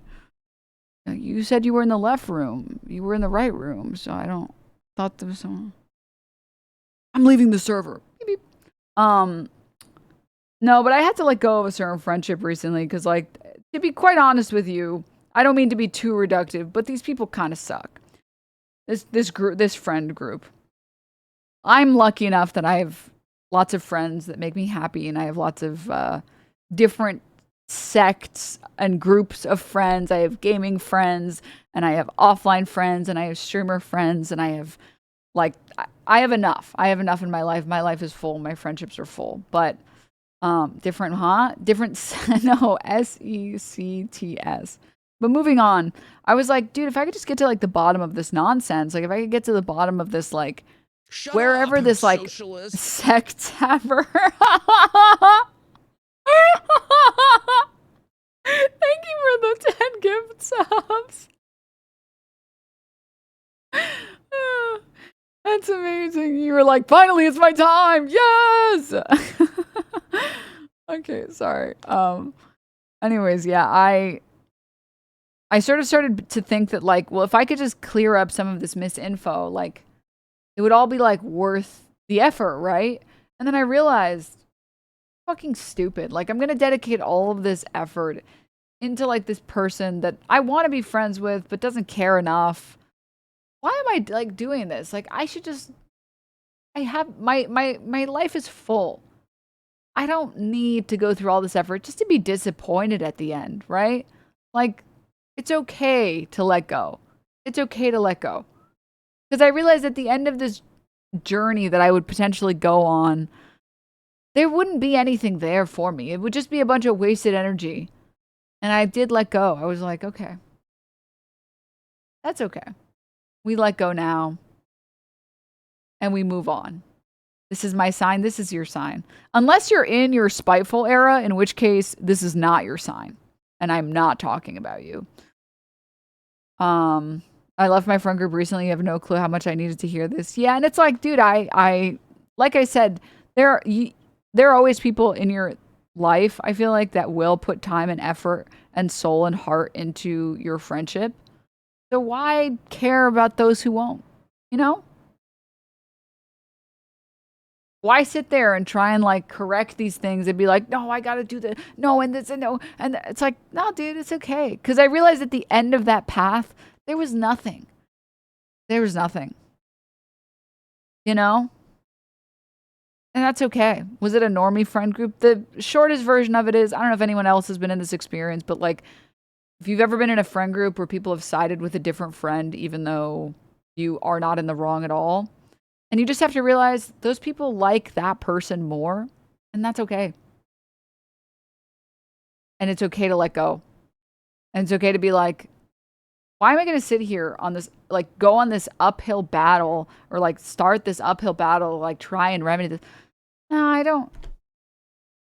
I really do have better things to do. And it's honestly, once I started thinking about it, it's like, it's kind of disrespectful to all the people who do put a lot of effort and a lot of heart into my friendship.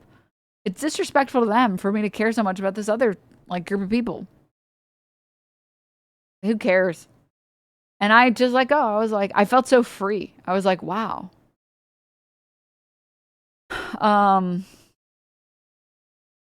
I have seen so many of those in my adult life. It sucks to be suddenly put in the hey, pick a side over fucking nothing you did. Yeah, it's just, you X the entire group. I mean, like, it was only a group of like 3 people. So I'm like, I'm good. Is this financial advice? This is financial advice. So did you tell them, or are you just slowly stepping away? I don't need to tell them. We don't hang out enough for me to need to tell them. You're practicing a skill called radical acceptance. Exactly. Do we know these friends? No. That is to say, I don't get like the Dan hate boner for Hasan. It's like, what are you getting at it? Like, there's nothing, like, even if you deplatformed Hasan, you did it. And then Hasan, he's working at McDonald's and he's bald, just like in the Asmongold thumbnails. Now what?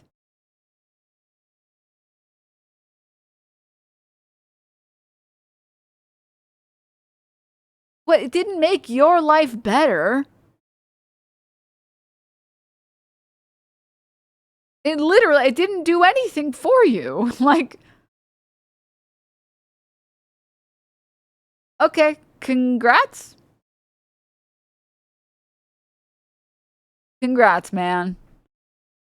They don't think it through. It's just feeling and emotion. Yeah, I just don't. It's so bizarro. It's so bizarros.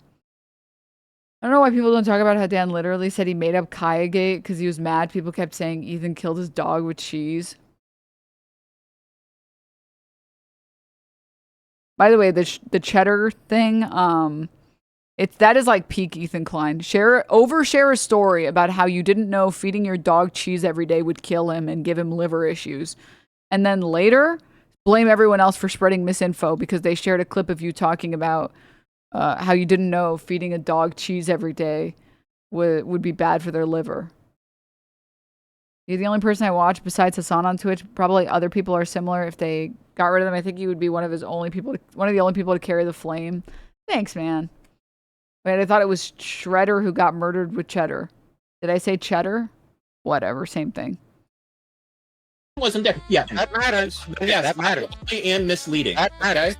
Yes, you are misleading. Yes, Dan. Yes, Dan. That is the game, 100%. Do you not think that that's what people do on Twitter all day, every day? Yeah, but you're the guy on Twitter. That's the game. But I'm not playing the game. I'm trying to get the truth. I'm sorry. Like, I'm not here to play your game.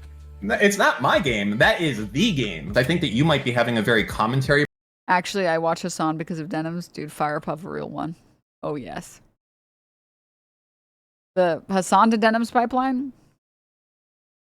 The Denims to Hasan pipeline. Brain to take care versus what the general commentary public... take is to not lie. It's pretty bad when this guy is calling you out for being a hack. Dan is a huge fan of clipping Hasan dishonestly, or outright lying about things Hasan says, and then spreading these lies on Twitter to generate public backlash. You may have even come across certain Hasan clips circulating around that are commonly used to attack him, but they're actually deceptive edits, often originating from Dan Saltman. This clip shows up on my Twitter feed pretty often. Democrats, if they were in charge right now, would be doing 100% the exact same thing, 1-to-1. Make no fucking mistake. Anyone who tries to tell you that Kamala Harris would be different is a fucking delusional moron. Do not listen to them. People like Dan use this clip whenever the Trump administration does something disagreeable as a way of attacking Hasan's credibility. But the clip's been trimmed of any surrounding context, and it's also cropped and zoomed in so that you can't see Hasan is covering one specific current event and talking about one particular issue, which is Israel. Anyone who tries to tell you that Kamala Harris would be different is a fucking delusional moron. Do not listen to them. Why? Kamala Harris's own campaign aides have actually come out and talked about how they would be doing a better job defending Israel right now. Chuck Schumer has come out and launched his support. Chuck Schumer, a week ago, was complaining that Donald Trump was Taco Trump. He wasn't going to actually fucking strike Iran. Yeah, we get it. So you can still think Hasan is wrong about that take, but there's just absolutely no way that if you've seen that original context, that you can in good faith reply to tweets like this with that 18-second cropped edit. This is just a blatant lie, and it seems like Dan is its originator. There are probably dozens more examples of him doing this, but I don't really need to show any more, because again, Dan just openly tells us that this is what he's doing. See, this is what you guys don't get. You don't play the game. You don't play it strong enough. He has no issues clip chipping me, okay? He's fine doing it. Why the fuck would I not do it in return? So yeah, Dan's kind of insane track record might cause some issues for some of his potential partnerships. But a little bit unsurprisingly, the one person who can tolerate maintaining a steady business relationship with Dan Saltman is Ethan Klein. Yeah, Dan's company Redact for a long time was the lone sole sponsor for the H3 podcast. Code H3H3 for 15% off. Redact.dev, baby. So it just it's a dream partnership. It just makes sense. They're part of the team now, part of the gang. So. And to be honest, I kind of get the feeling that their partnership is a little closer than either of them like to let on. They both sort of downplay the extent of their relationship, like we the extent of their relationship. saw earlier. Do you not correspond with Destiny's podcast co-host Dan Saltman? I've talked to Dan Saltman, but as Ethan Klein said, I've talked to him every once in a while. It says Dan Saltman's minions, Ethan's bestie. I love how they're so desperate to connect the dots on shit. It's so stupid. Is it stupid, Ethan? I kept hearing them say stuff like that, and also, the worst thing about Redact, it doesn't even work. It just says this comment was deleted by Redact, but it doesn't even delete the Reddit comments.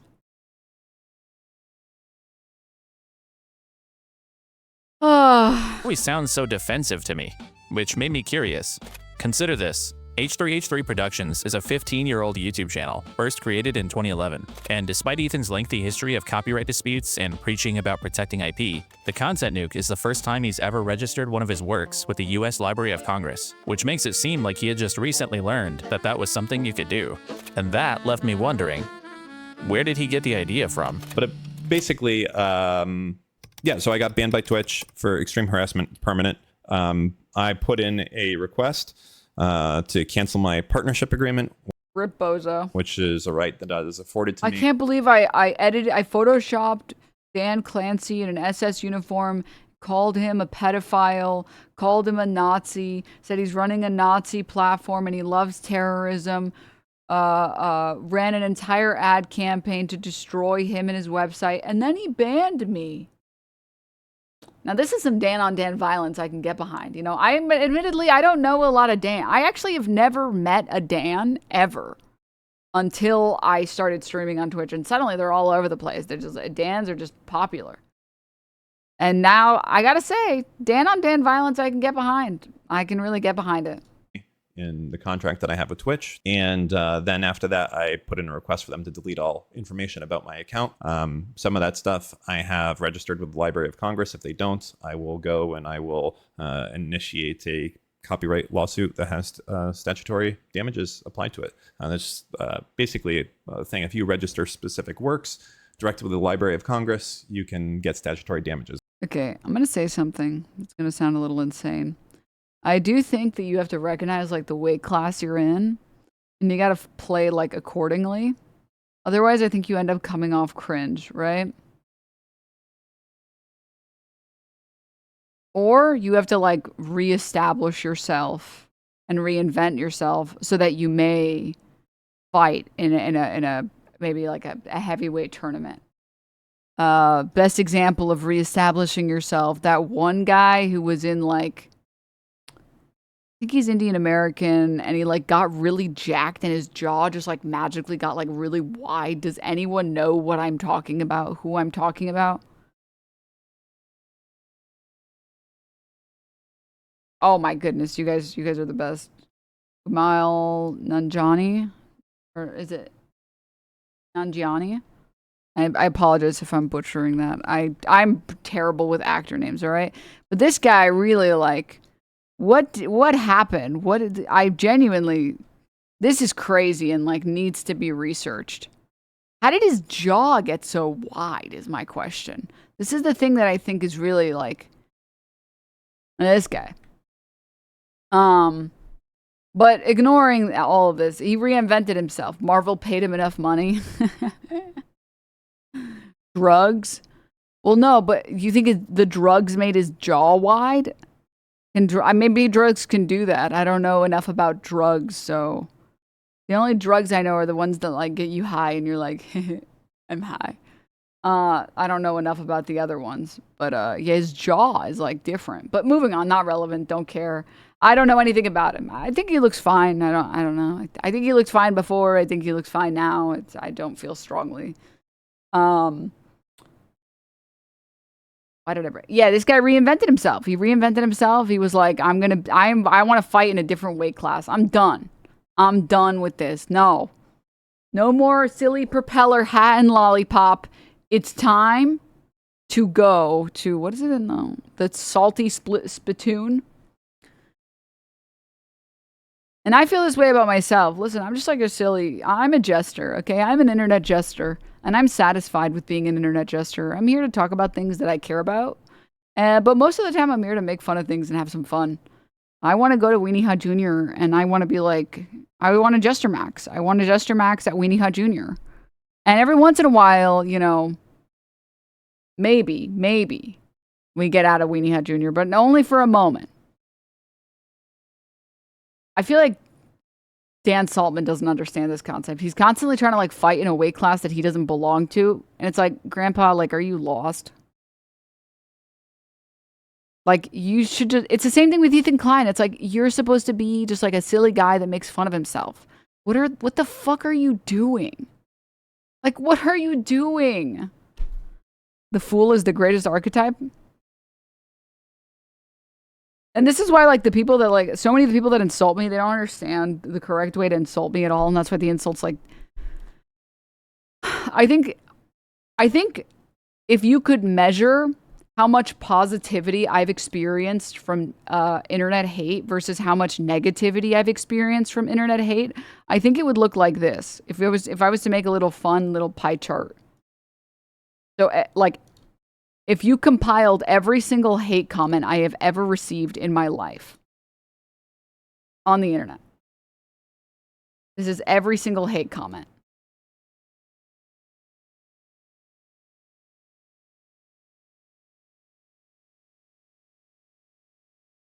Sorry, this kind of doesn't look like a... hard to draw the straight line.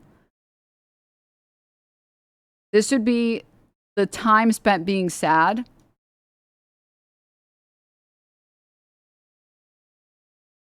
And this would be the time spent having fun. Because I would say, genuinely... Oh, sorry, the emotes are in the way. When I read hate comments, some hate comments are just so funny. They're just so funny. I have received more joy from hate comments than sadness, and it's not close. It's not like it's like a 50-50. It's not like I read one good one and then I read like a bad one or whatever. It's like the vast majority of negative comments make me laugh, and then like one in like a million will be like, oh, that kind of whatever. It's just it doesn't matter. It's fine.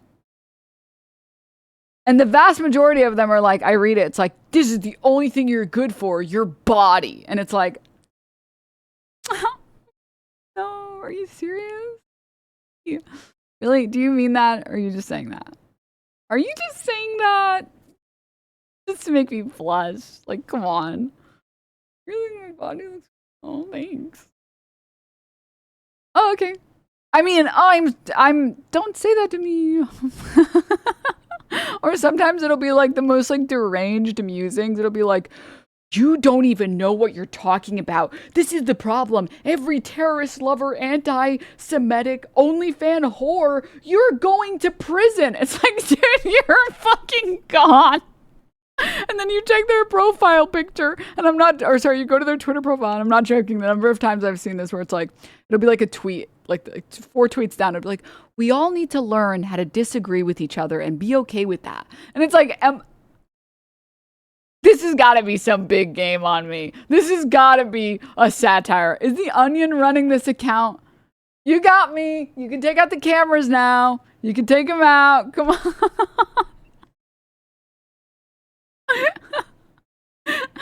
Oh my god, dude.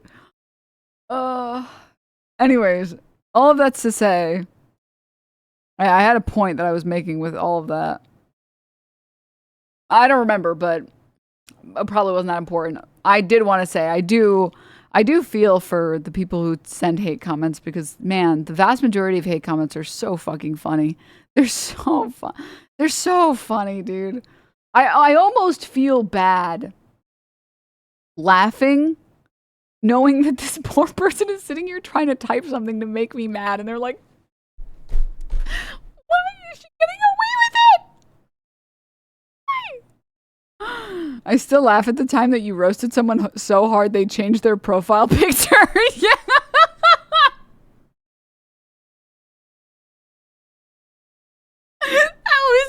That was top 10. That was amazing. Oh my god. That was amazing. I forgot about that. Oh my god. I don't remember what stream that was. Oh, fuck, dude. That was so good. I don't remember. Please say there's a clip. Mods might have the clip or something. I was there. That was hilarious. That was so fun. I don't even remember what I said to him. I think the most fun, by the way, the most fun way to insult the way someone looks is to say, and you look like this and you're saying this? Because you're not targeting any particular attribute. You're just targeting the fact that they're insecure about how they look. And that shit's funny as fuck. All I'm doing is holding up a mirror and saying, you look like this. And they're like, fuck. You're right, I do look like that. Oh, God. All right. Jesus. It's not like a typical DMCA thing where you have to prove damages and things along those lines. So I've gone and I've registered a few things that I know that are stored on Twitch's servers, and I'll move forward with that if they don't delete all of my data. So there's that. What else was I going to talk about? To go riding in a one-horse sleigh. All right. Jingle bell, Thank you, everybody. Jingle bell rock. Oh, I have a special Jingle project over the bell break, so don't miss that. And wow, we'll be back in January. Also, I have been teasing a work on a video I've been working on, or a special project, let's say. I have spent every waking moment on this project. Hope you guys enjoy that when it comes out eventually. I think within 2 weeks for sure.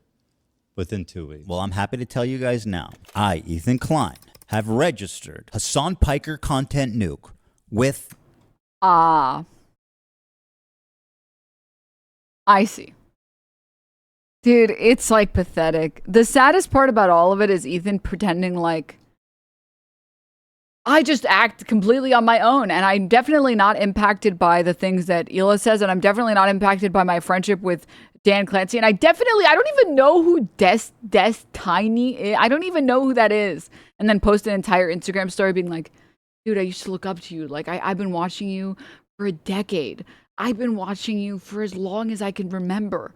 I literally would not have been doing content with that. It's like, didn't you just spend the past 3 months saying you've never heard of this guy? The United States Library of Congress. Some of you guys out there sweating.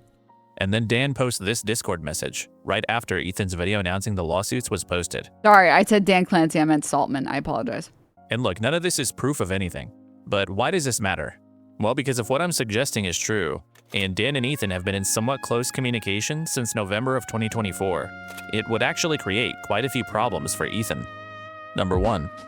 It supports the idea that Ethan was originally trying to target Hasan with his copyright plan. This is something that Ethan denies, but if he had come up with the plan with the help of Hasan's #1 hater, who do you think it was originally intended for? And if people knew that was the original plan, it kind of makes Ethan look bad. Not only would it build a stronger perception that he's abusing copyright law because he switched his target after the original plan failed, but also, his original plan failed.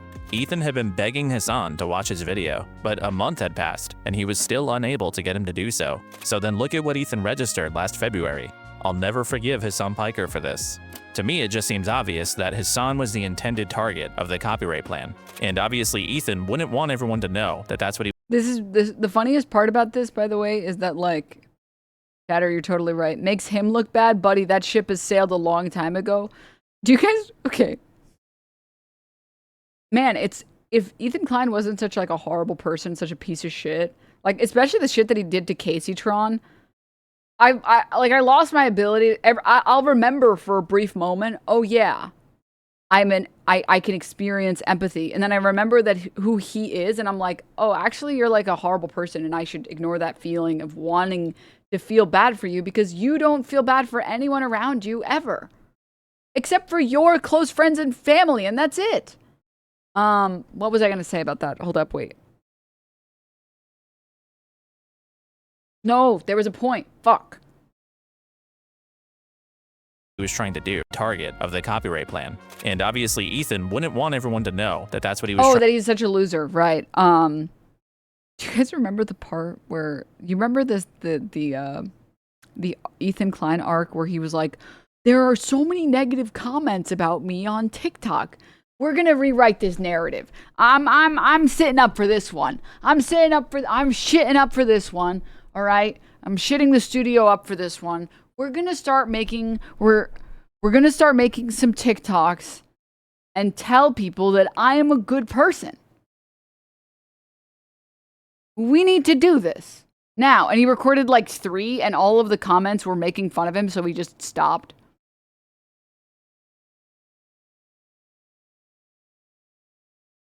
Top 10 funniest things that man has ever done in his life. That was amazing. That was just incredible. He's like, I don't even spend that much time simping for Israel, guys. And then he gave up because he literally can't handle criticism.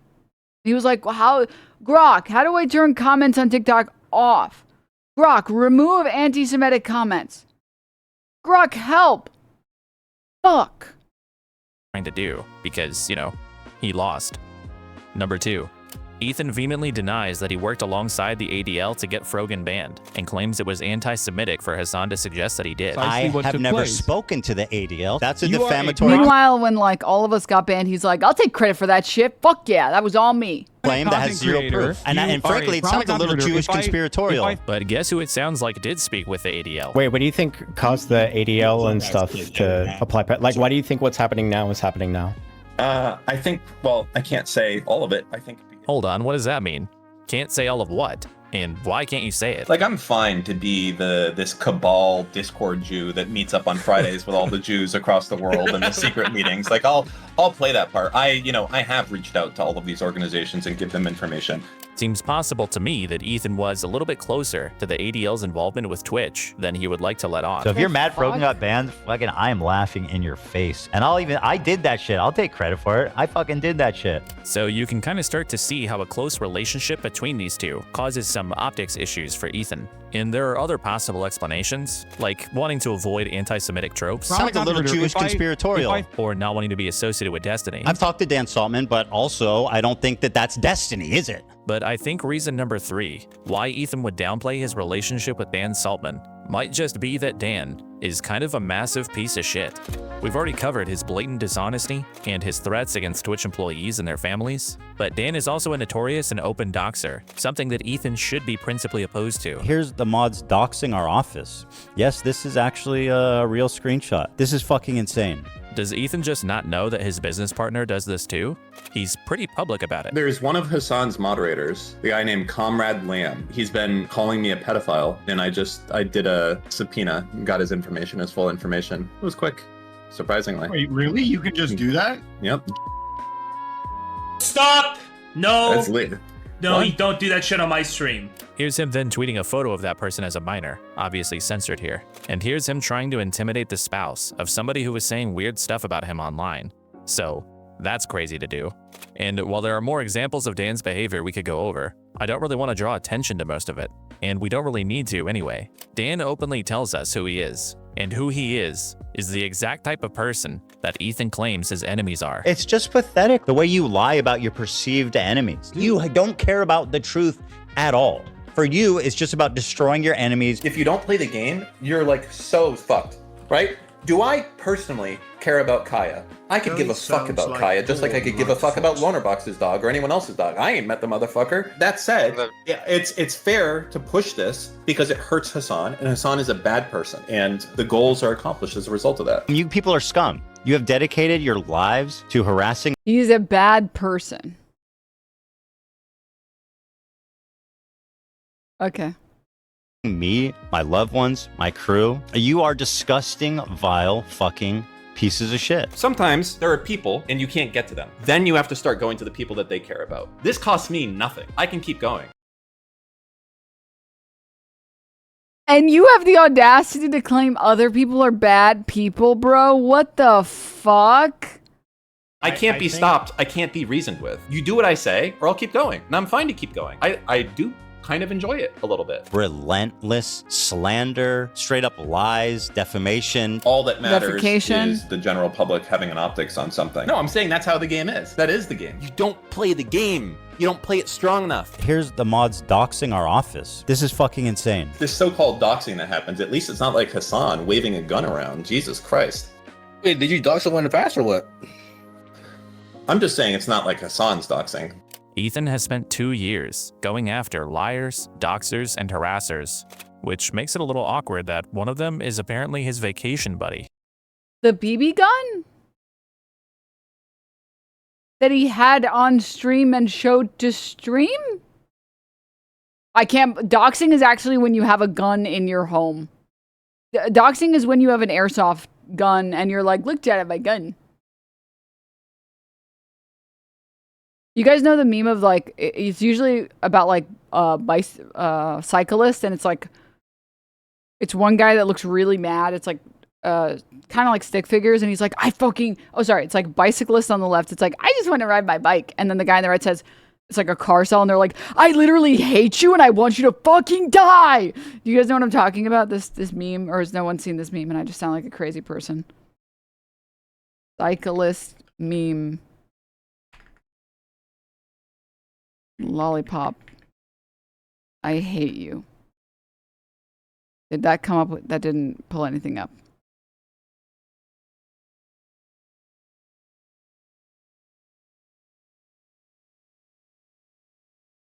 Okay, well, it's not coming up.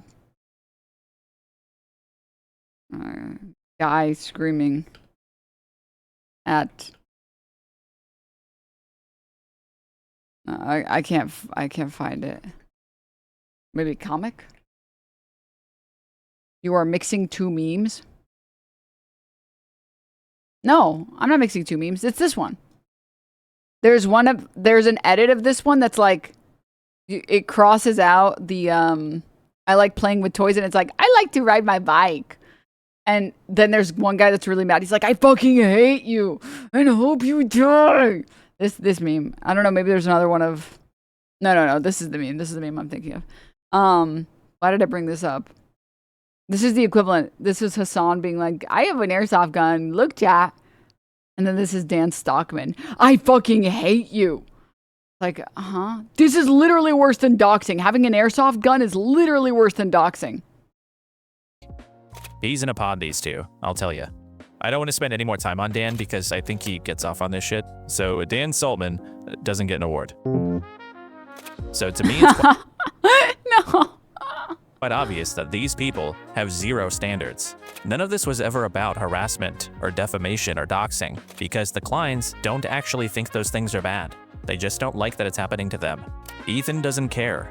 He thinks you're stupid. He thinks he can make up justifications and explanations for his behavior that people will buy. And they do. All of these guys have been pushing a completely dishonest agenda, each for their own reasons. For some of them, it's clout. For others, it might just be stupidity. And for some, they just want you to be looking at somebody other than them. But they've all willfully pushed these lies, and in the process, they've eroded any standards we used to have for political and commentary creators. Things like doxing, abusing copyright, and harassing smaller figures into silence shouldn't be permissible, but your favorite streamer has convinced you that they are. Because remember, Hasan bad.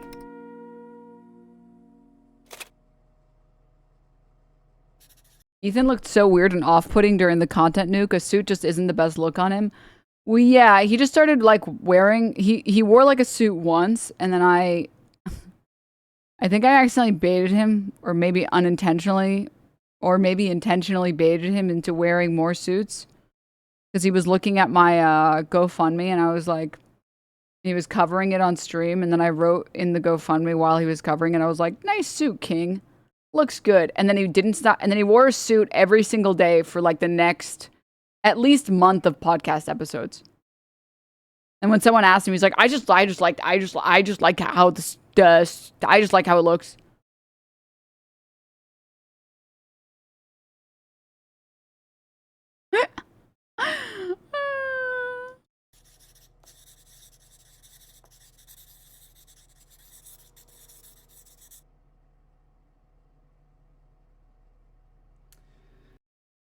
If a man is to be judged by his enemies, then I am well off, for I have the honor of being hated by the most worthless of men.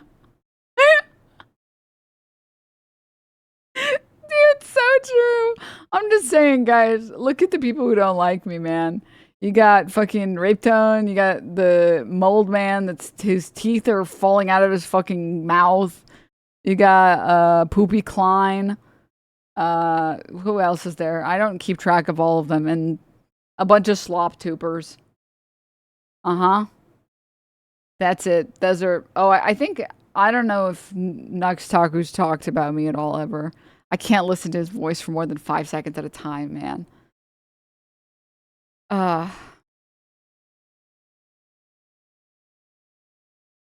You look around the scene, right? And you see people like Hasan Piker with his crocodile tears. This was his reaction to the shooting. I cannot believe this hypocrite who's been advocating for political violence for years, now pretending like he's shocked something like this would happen. No, dude, not you. You are disgusting. I am so tired of this man and his violent rhetoric, crying on stream. No, not you, man. Did we ever get to like the bottom of why this guy has a VTuber model of a twin-tailed, flat-chested girl? Why did we ever get to the bottom of that? Has anyone solved that mystery yet, or no? Okay. I think in your heart you know the answer. Yeah. It's so obviously a call to violence. You're obviously wrong for saying it. There's no justification at all to say something like that. I feel like I've seen a few different clips of Hasan saying like, we don't really know for sure if Kamala would have been different. And once again, we have Hasan engaging in activities which may very well violate California law. Sam Cedar, another one I'm ready to burn, because he also like protects Hasan at all costs. God, I fucking hate Hasan so much. Hasan is a fucking stupid, tanky, jihadist, apologizing piece of shit. Fuck Hasan. What a fucking asshole. Because Hasan is the most unlikable human being on Dude, earth. saying that as Tectone is so fucking funny. Tectone, literally no one likes you.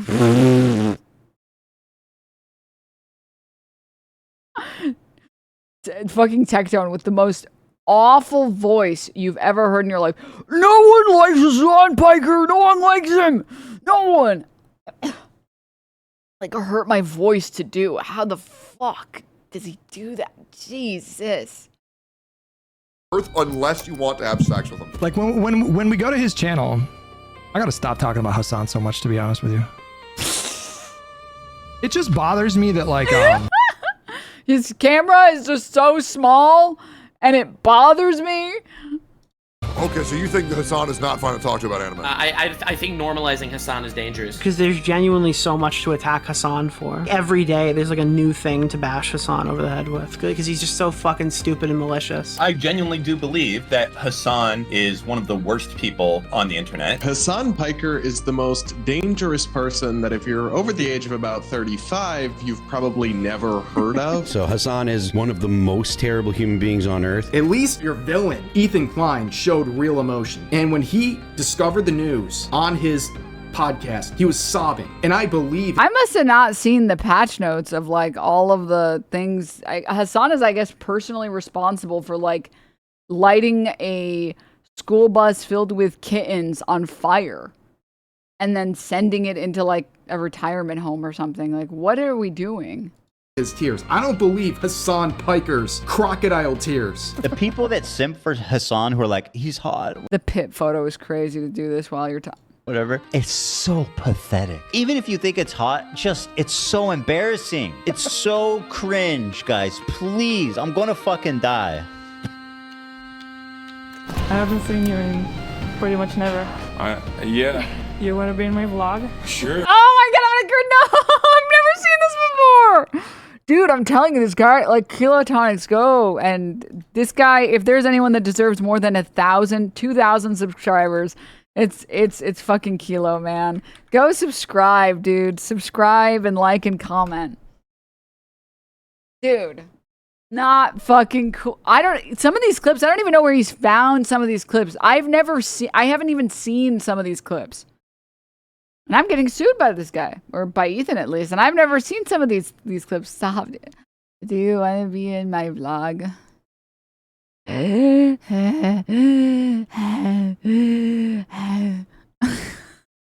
Starting it up. Oh hell yeah! I just started vlogging recently as well.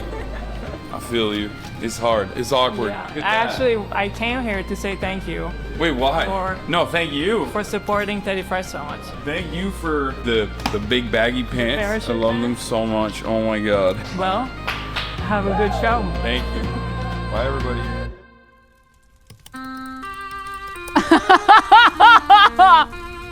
Dude, stop. This is defecation, man. This is defecation, dude. Dude, Ila's gonna go on the show tomorrow and she'll be like, Kilotonics, another one, I'm ready to burn. On YouTube for the past few years, there's a big industry that's exploded in popularity, and it's based on a simple concept. Hasan Piker is bad, and he's dumb, and bad and a terrorist, probably. We can call this the Hasanabi Dunk Video Industrial Complex. It's common for YouTubers during low view months to join in on the fun and make these types of videos, taking short clips from Hasan's thousands of hours of live streaming to misrepresent what he's saying, usually parroting the exact same talking points they're getting from the same YouTubers in the same community. They're watching each other's videos and making each other's videos. It's kind of like a perpetual cycle of dumb guy slop. It's interesting to see YouTubers that typically cover TikTok drama and gaming content randomly giving their opinions on genocide and geopolitics, but that's the result of such an ecosystem. It's not about the politics, it's about making money by attacking a guy they don't like. That was Noah Samson, who I briefly mentioned earlier. Noah is a 28-year-old video essayist with over 500,000 subscribers. That video came out over a year ago, and Noah keyed in on quite a few relevant things. He explains that when Ethan's commentary on Israel and Palestine is almost exclusively antagonism towards people who, above all else, morally object to the genocide in Gaza, it sort of has the function of supporting genocide, because as Noah puts it, the arguments they're attacking him for are anti-genocide arguments. So these creators, they're positioning themselves in opposition to him and his arguments, de facto positioning themselves on the pro-genocide side. Anti-genocide is pro-genocide. Which isn't really that unreasonable. And when you think about it that way, it further illustrates that the widespread Zionist perception of Ethan is really just a product of his own behavior. Let's bring an Iraqi terrorist group to your neighborhood and you just go out and be slaughtered and your mom be slaughtered. and your kids be slaughtered and you burned alive. And again, I'm saying that I support Palestine. I don't know how more I can express that, you know? But Noah also lays out the thing that we've been demonstrating for the last 3 hours, that there is a massive and corrosive financial incentive to make content that paints Hasan Piker in the worst possible light. And it's gotten worse since he made that video. Guys like More Pegasus, Sensitive Society, and WestJet have virtually perfected the craft. And it's not just creators, there's an entire network of entities across multiple platforms, all feeding off each other to spread misinformation and baseless character attacks about Hasan. Places like LSF on Reddit or Yeet on Twitter. To be fair, LSF is like AstroTurf to fuck. Like, I'm sorry to say this, but it's I don't even know that it's people there anymore. I'm pretty sure like 90% of LSF is like fucking botted as shit. Like, it's truly dead internet theory. The thing that makes it obscene is that like any people that used to go on LSF just don't go on LSF anymore because the vast majority of the normal people who had any dissenting opinions ever just all got banned. And it's like, well, why the fuck would I? Okay. All right, man. Function as dedicated anti-Hasan news networks that feed back directly into the machine. A clip gets posted, a creator makes a video on it. And the crazy thing too is if you go to like other subreddits, you'll very quickly realize how, just like truly how astroturfed LSF is. Like go to any other subreddits, and you'll see like they have similar, I don't think, do you subscribe to a subreddit? I don't remember the term, whatever, following a subreddit or whatever. They have as many users that are part of that subreddit with posts that get way more views, way more likes, way more comments. The reason is that LSF used to have a lot of people that went on and commented, and then most people just got fucking banned. It's like, oh, well, I don't know. I think Extra Emily's not that bad. And it's like, you've been permanently banned.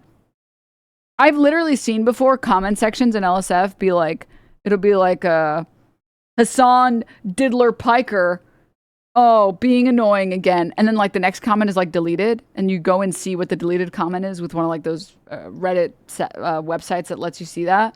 And the reply was, yeah, whatever, Sex Pestiny fan. And the comment from the mod is, you have been banned for a lack of civility. It's like,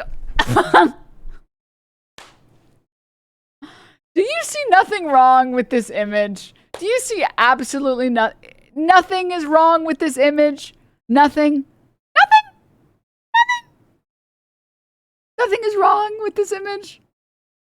Oh, it's only a lack of civility if you use those terms against people we like. That's why the subreddit gets like no movement at all. The only movement that's on there at this point is like bots and like the very few fucking like Sex Pestiny fucking C Samstony viewers that still go there. The news networks post clips from. I thought they got the new mod that got interviewed. Yes, the only thing that I think the problem is I don't think that the new mod can undo the damage that the old mods did to LSF. I think it's just like, I think a lot of people just don't want to go on there anymore. Because it's like, whatever. It's just a fucking wasteland anyways. And think about it this way. This is the best analogy to use. If you went to a restaurant for the very first time and they served you food that was like sour, you were like, I don't think chicken is supposed to taste that way. Or like they served you food that was like moldy and you're like, that's enough that it would take a lot for that restaurant to earn your trust for you to go back again a second time. You would be like, no, I'm good. I'm good going there ever again. It's the same thing with a subreddit. It's like you get banned for bullshit. It's like, fuck you guys. And then you move on to other subreddits, into other places, into servers or whatever. And then you see that you got unbanned off of LSF. You're like, I don't really care anymore at this point. I've got way more things to enjoy in life. I'm not going to go to this fucking place that served me moldy fucking chicken. Those videos, it's this bizarre. That's basically my experience with LSF. Yeah.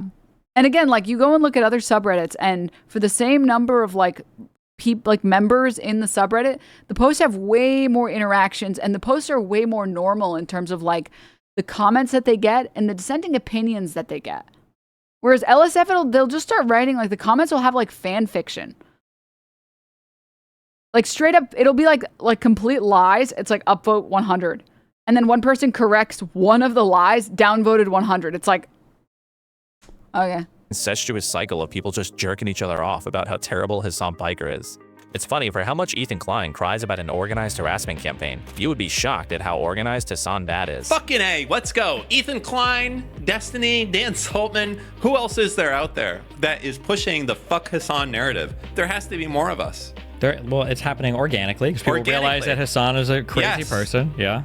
He is a bad guy. I am so happy that I could be part of this movement to destroy this fucking terrorist motherfucker.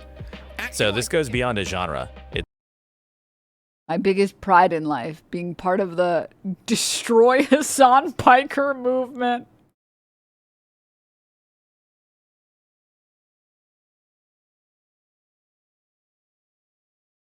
Dude, and like, sometimes I wish that the internet was like the wild, wild west, like back in the day, so you could say things that you would normally be able to say in like League, in like a League game, and you can't say that. God, like just fucking FF, man. Come on. Just hang up the white flag and admit that you fucking lost, bro. Entire ecosystem. But the attacks on Hasan are also often exaggerated, misleading, or even outright false. And as we've already seen, there's quite the ragtag band of rapists, liars, and complete morons that are most responsible for pushing them. So all things considered, it can be a little difficult to parse what information about Hasan is actually real. So to wrap up this video, let's go through some of the most sensationalized and infamous claims about Hasan Piker and see which ones hold up.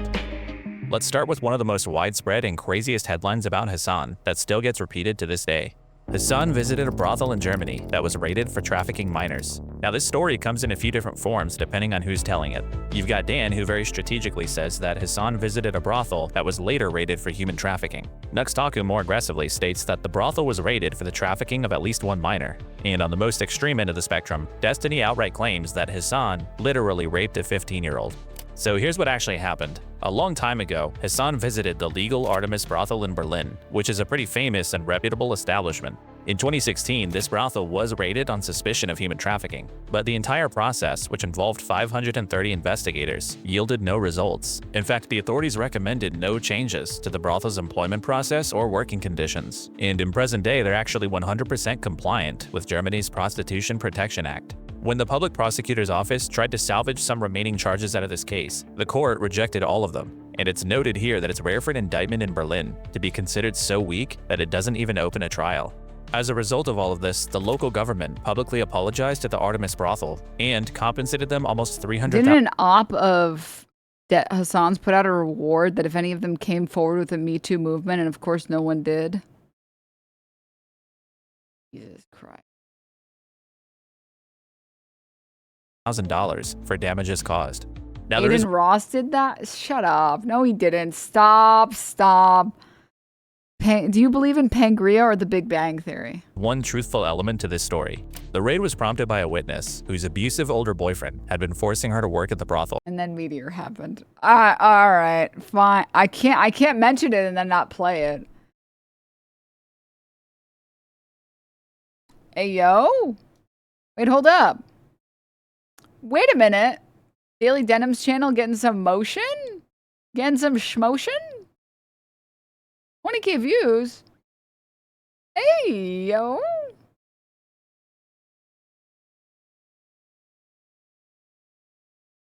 Yeah, he exposed me. Dude, hell yes. Guys, there's a YouTube industrial complex sprouting. You guys gotta be this. That's how I normally watch during the week. Wait, actually, that's kind of cool. I don't run this channel. I don't make any money off of this channel. So you would just be supporting a fellow denizen, actually. That's actually how I found your stream. Wait, that's so cool. The Denims sweatshop. No, there are no sweatshops here. There are no sweatshops. There are none. Lest. No, wait. Pangea.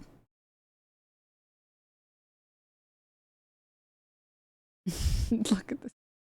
God, and the haters are so dumb. Why do you support terrorists? Conservatives have way more views.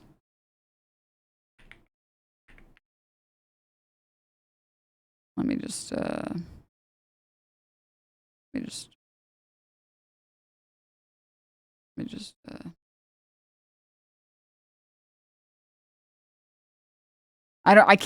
no way I'm going to be able to find the clip of Tim Pool talking about how every single conservative literally pays for their viewership.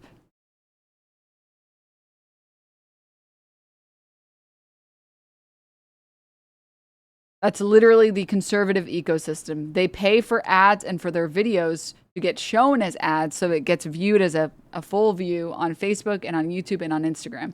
The Milo clip, yeah. I don't, actually, maybe the Majority Report episode might have it. It's crazy that people still don't know about this, by the way. That people still don't know that conservatives are like,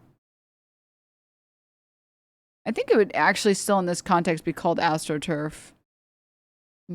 No. Yeah, this one. These are two conservatives literally talking about how everybody does this. That right-wing people will go and get investors, billionaire money, and they buy engagement, they buy followers, and they sort of propel themselves to the top of the heap, and they fake it till they make it, and then eventually it's kind of sort of a self-fulfilling prophecy, right? Everybody does that. Everybody just not does that. Well, we've never done anything like that. This is the reason why, by the way. It's because they fucking bought and buy their way to the top and then convince everyone, oh, see, I know, I swear. We're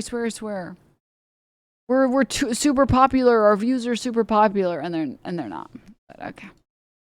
Anyways, LOL. Proof, definitely. Yeah, I mean, I would say that two conservative creators talking about how everybody buys their way to the top in the conservative landscape actually is the closest you can get to proof. Actually, yeah. All right.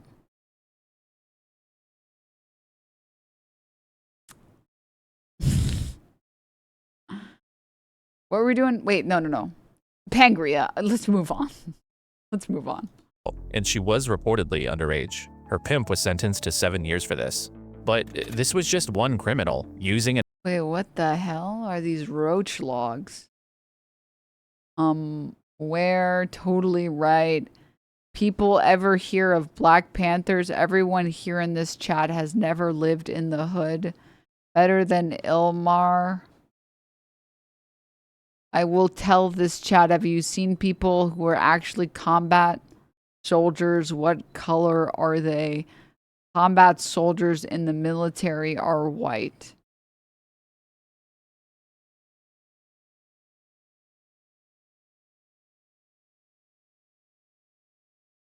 I think this might be a bot.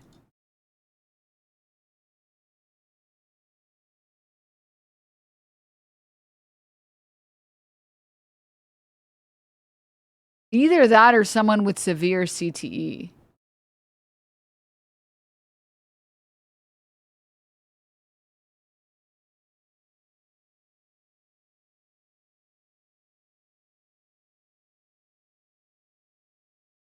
So if I make a channel and just talk out of my ass, it's true. I mean, that's currently what you're doing, bro.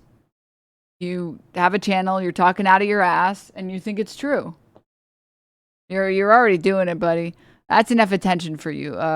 Could you type in chat really quickly? The timeout feature on here really sucks. And it automatically times out for 10 seconds. But in Chatterino, it lets me pick 2 weeks.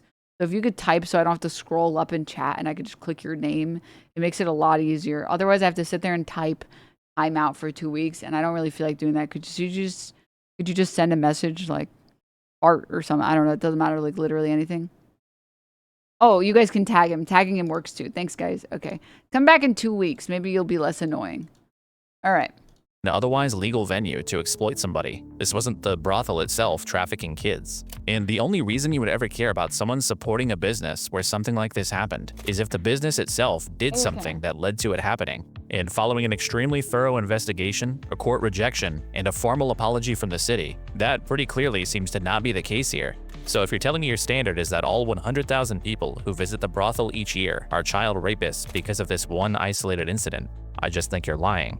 It's been speculated that the primary reason for the raid was actually that the city was missing out on substantial tax revenue because of the pay structure of the workers. Now, we can't know if that's true or not, but it is entirely possible that this whole thing had almost nothing to do with that one incident at the brothel. And to top it all off, that lone isolated incident happened 6 years after Hasan visited Germany. So this entire child trafficking claim about Hasan is built on a story about one. Dude, it's like these people are here specifically just to prove the point of this video. Look, like literally look at the people that don't like, where is it? Look at the people who don't like Hasan. Like, I donated 3K bits, you owe me. See my Twitter, stop ignoring me, you're not alive, you think I'm spam, I am #1, thank me. Why does Denims go to defense for Hasan? What's wrong with all of them? Why are they all weird? One incident that happened 6 years after he was there. Huh? Nah, bro. I mean, if nothing illegal happened, visiting a brothel is nasty work. Why?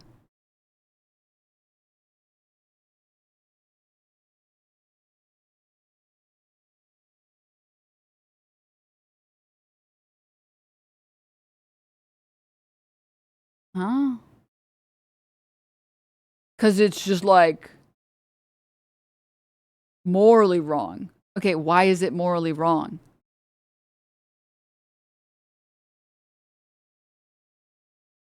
You're not going to just say like, because I think it's bad to give money and then have sex. You're not going to say something that's stupid, right? You're going to actually build an argument why it's morally wrong.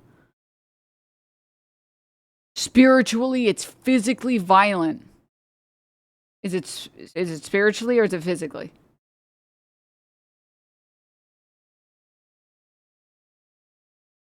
Spiritually, I'm physically beating the shit out of you in a boxing ring. Spiritually. You don't need any more CTE. I take it back. I'm sorry. I'm sorry. At a brothel that was never even charged with anything and was compensated for the investigation. And as a side note, I also want to mention that Artemis ended up donating said compensation to a children's hospital. So, happy endings. This whole story is really just a lazy way to desperately try to attach bad things to Hasan's. Sorry, I apologize. You're wrong. You're right, chat. You're right. He said psychically. He did say psychically. But like, I misread it. I apologize.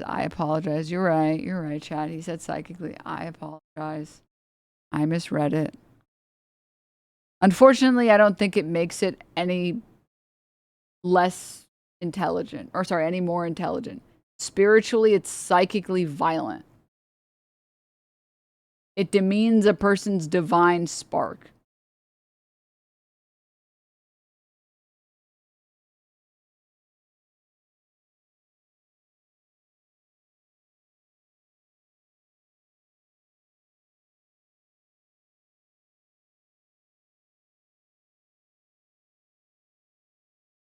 It's vampiric and consumptive. Yeah, this is how I feel if you get a blowjob. I think blowjobs are psychically violent because they're vampiric in nature.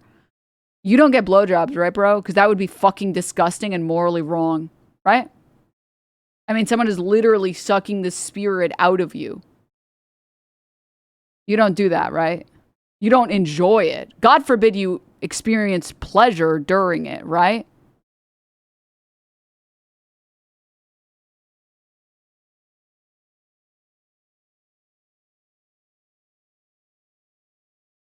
It is what it is. Oh, isn't that cute? When it comes to things that you like, you're like, but blowjobs are good. They make my pee-pee hard and I like it. What the heck? No. Stop. Don't say that. Stop it. No, I like when it happens to me. Oh, I don't like when other people do this thing for no reason from some shit I made up. Brothels are evil, period. I think users who are named M. Katsky are evil, period, and are going to hell. In fact, computer, send them to hell.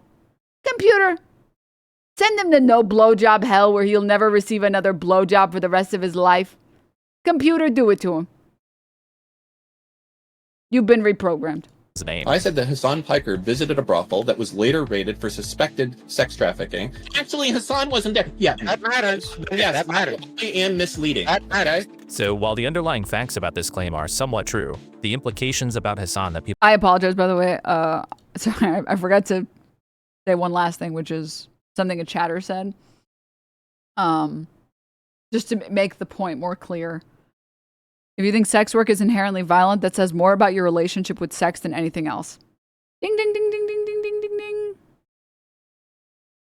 You got it. If your first thought is, well, I would hire a prostitute to do a bunch of violent things. Huh? What?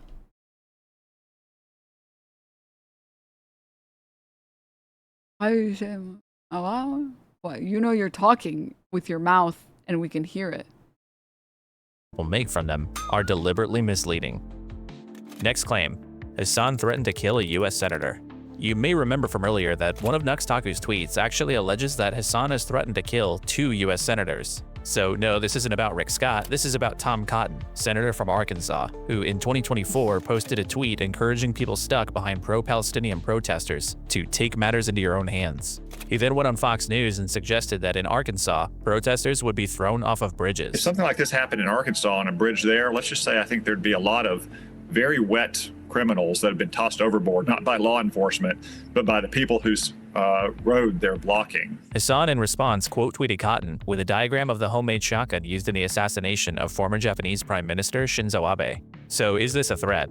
Technically, yes, in the same way that Hasan technically threatened that chatter that was calling for his hanging. But to be clear, an elected official was calling for violence against the American public, and I'm supposed to object to somebody using a meme to threaten him back?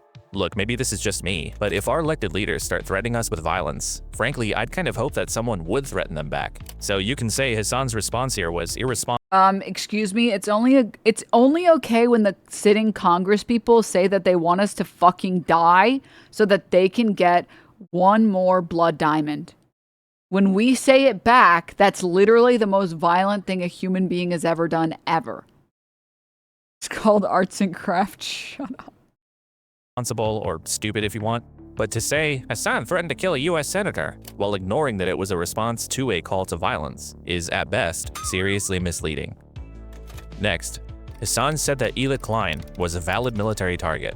This one got picked up everywhere. Ethan and Hila started claiming that Hasan was calling for violence against her, and Asmongold was similarly flabbergasted. If somebody attacks Hila Klein, they're gonna go to jail. Why is he telling people this? Why would he be what is wrong with you? He's making a direct call for violence. That's insane. Oh my God. But here's what Hasan actually said. Like any kind of violence that Israeli settlers or the Israeli military experiences in the West Bank is literally legal. It is legal resistance against an occupying military force. I cannot repeat this enough. Every type of armed resistance against both the settlers and also the Israeli occupying force in the West Bank. Doesn't matter if it's your favorite podcasters like Wife that participate in these raids. The violence that the Palestinians engage in an act of resistance against this illegal occupying force is literally legal, definitionally legal.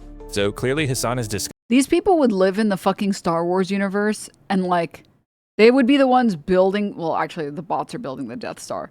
They would be like friends or like married to the person who's firing the Death Star off. And you're like, dude, like we should like attack the facilities of the people that are firing the Death Star. And they'd be like, oh, why is no one doing anything about this very serious threat? You know, my sister works on the team that built the Death Star. Excuse you. You know, someone should really do something about these terrorists. It's like,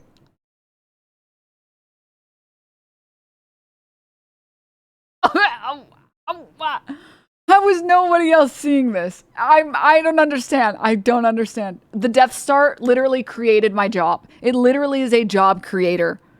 Okay? I'm not even into, okay. I've watched like 2 Star Wars movies and not the good ones. I don't think. I'm pretty sure I watched like the 2 bad ones And also, I have watched Andor. And outside of that, I've really not watched anything else Star Wars related. But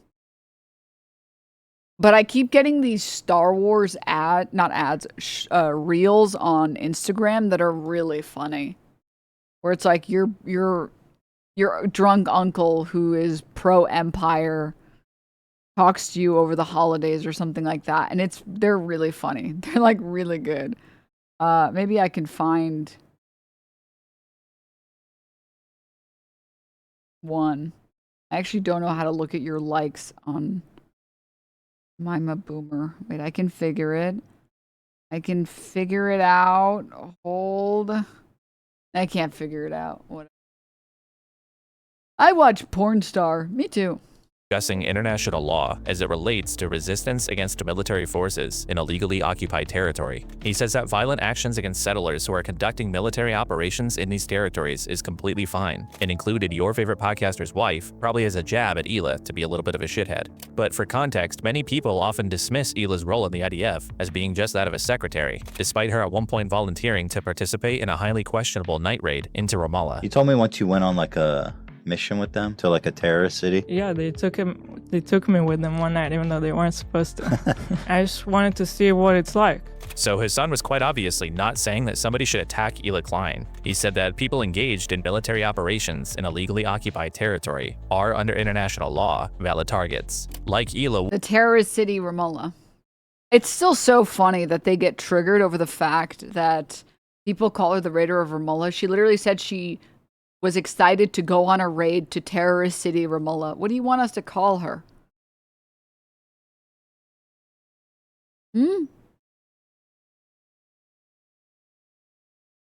would have been while she was doing that. So whether Hasan is correct or not, the way the clients presented his statements here, and the way many people subsequently reported on them, is completely wrong.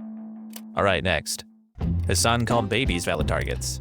So this one stems from the final episode of The Leftovers on October 12th of 2023, where Hasan and Ethan are discussing comments made by another creator who argued that all Israelis are occupiers, not civilians. Here's the clip that got circulated around. Palestinians have the legal ground to violently seize back their own homes from these. The people who built the Death Star conversation has been happening for 35 years.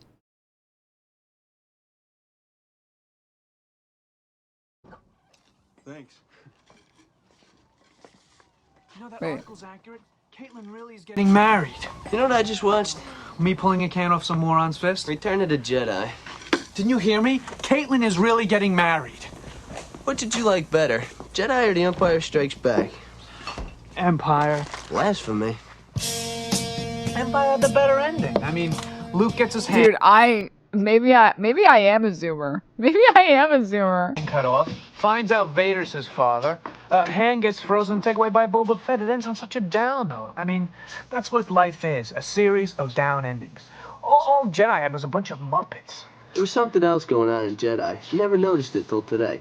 They built another Death Star, right? Yeah. Now, the first one was completed and fully operational before the Rebels destroyed it. Luke blew it up. Give credit where credit's due. And the second one was still being built when they blew it up. Compliments of Lando Calrissian. Something just never sat right with me that second time around. I could never put my finger on it, but something just wasn't right. And you figured it out. The first Death Star was manned by the Imperial Army. The only people on board were stormtroopers, dignitaries, Imperials. Basically. So when they blew it up, no problem. Evil's punished. And the second time around? The second time around, it wasn't even done being built yet. It was still under construction. So? So a construction job of that magnitude would require a hell of a lot more manpower than the Imperial Army had to offer. I'll bet they brought independent contractors in on that thing. Plumbers, aluminum siders, roofers. And not just Imperials, is that what you're getting at? Exactly. In order to get it built quickly and quietly, they'd hire anybody that can do the job. Think the average stormtrooper knows how to install a toilet main? All they know is killing in white uniforms. All right, so they bring in independent contractors. Why are you so upset at its destruction? All those innocent contractors brought in to do the job were killed. Casualties of a war they had nothing to do with. All right, look, you're a roofer. Some juicy government contract comes your way. You got a wife and kids, the two-story in suburbia. This is a government contract, which means all sorts of benefits. Along come these left-wing... This is so stupid. Unfortunately, Andor does answer this, yeah, and it was actually just a bunch of fucking imprisoned workers, and they weren't actually independent contractors.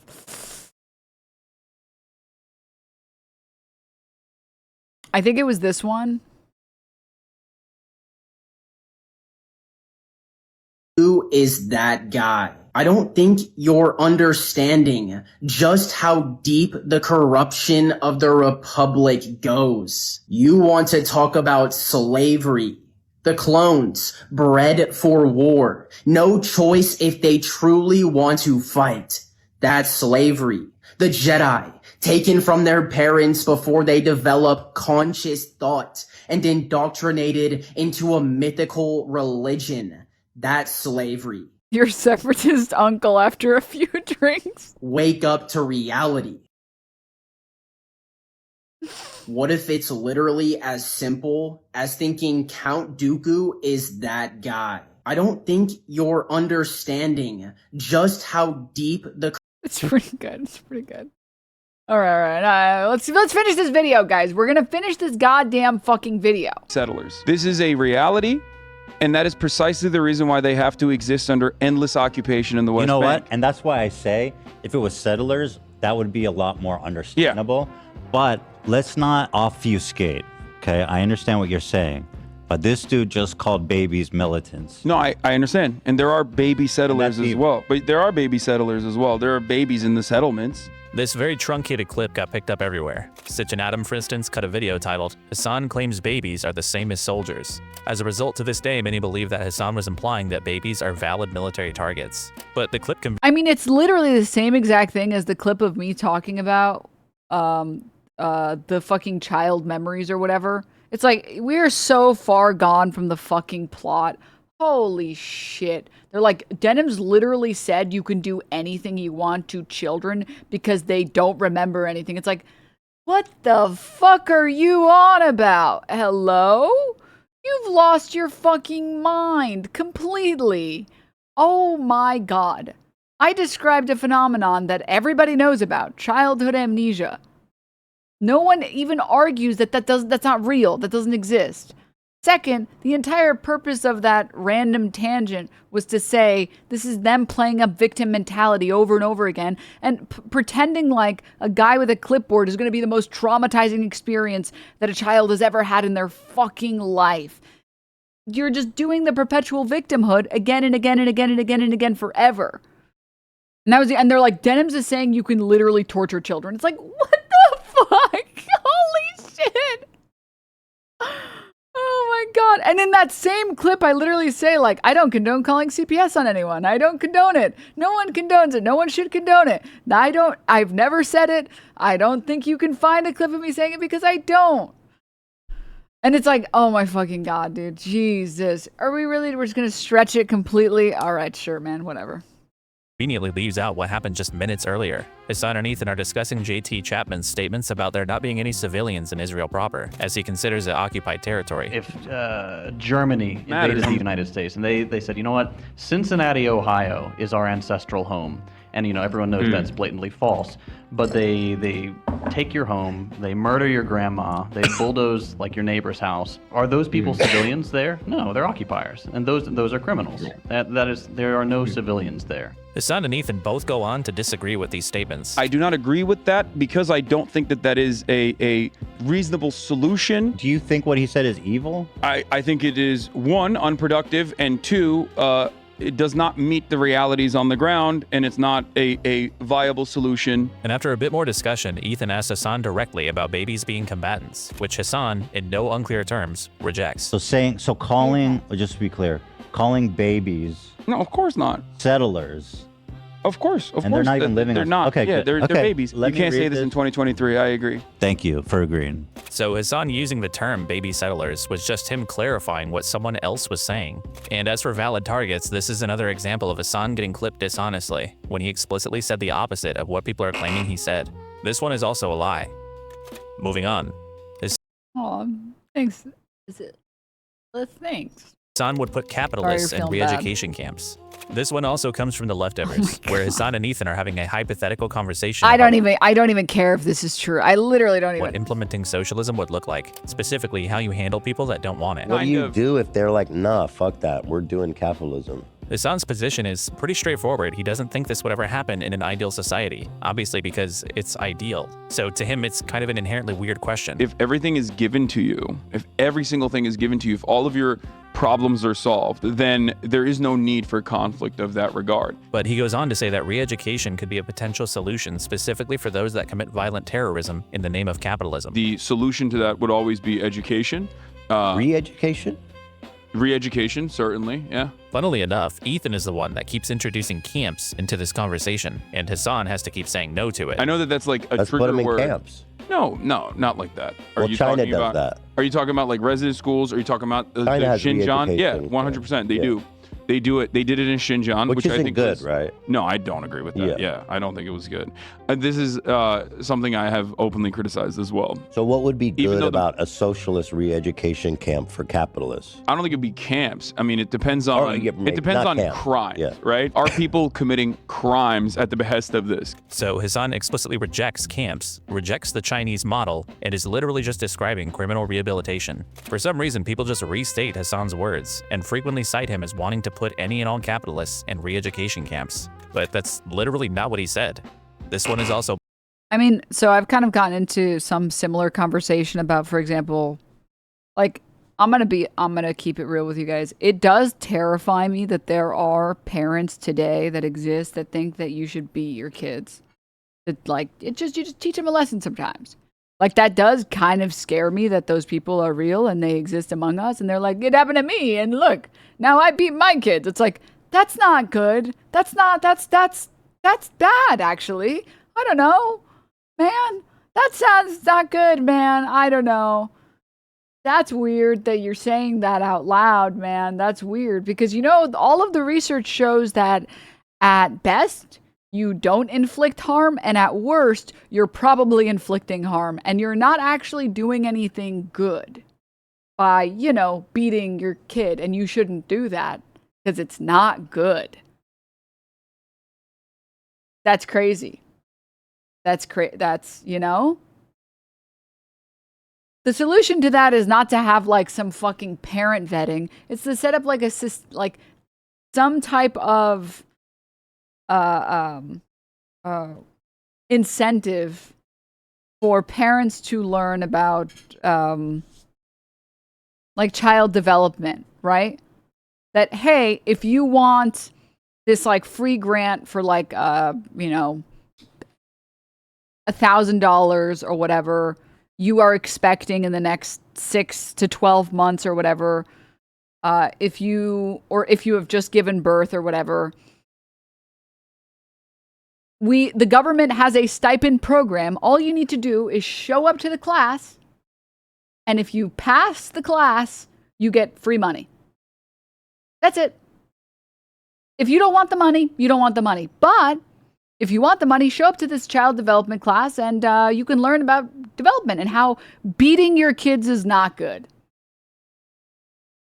Because anything else other than that,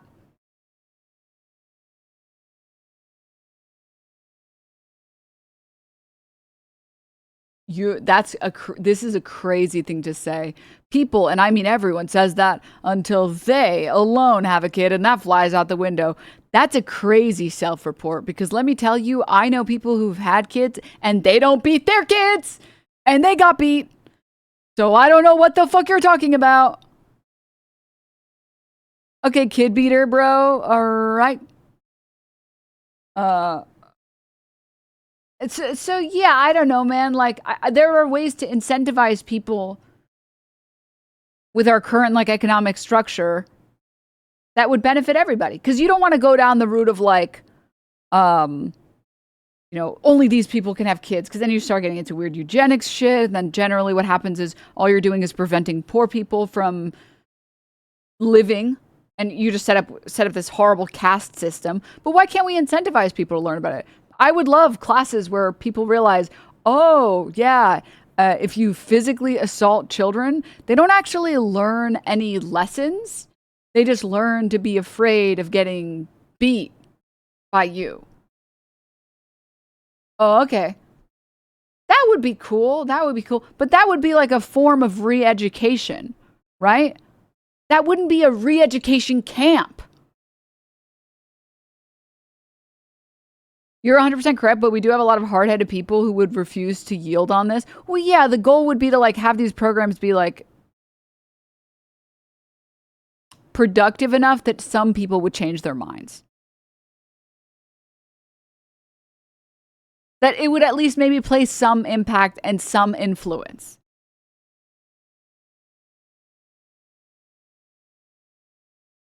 So that's, I don't know, that's just my opinion. That's my opinion. All of that was just to say, you can have re-education programs that aren't fucking re-education camps. Bullshit. The next claim is basically just something about Hasan encouraging violence. This one's a bit nebulous because it's not really any specific incident, it's more of a general vibe that people have. It's like the terrorist sympathizer one. Of that he just kind of broadly encourages violence. Videos of Hasan's violent rhetoric. He is the one encouraging violence on a regular. Sorry, I just wanted to read what one chatter said. To sort of explain.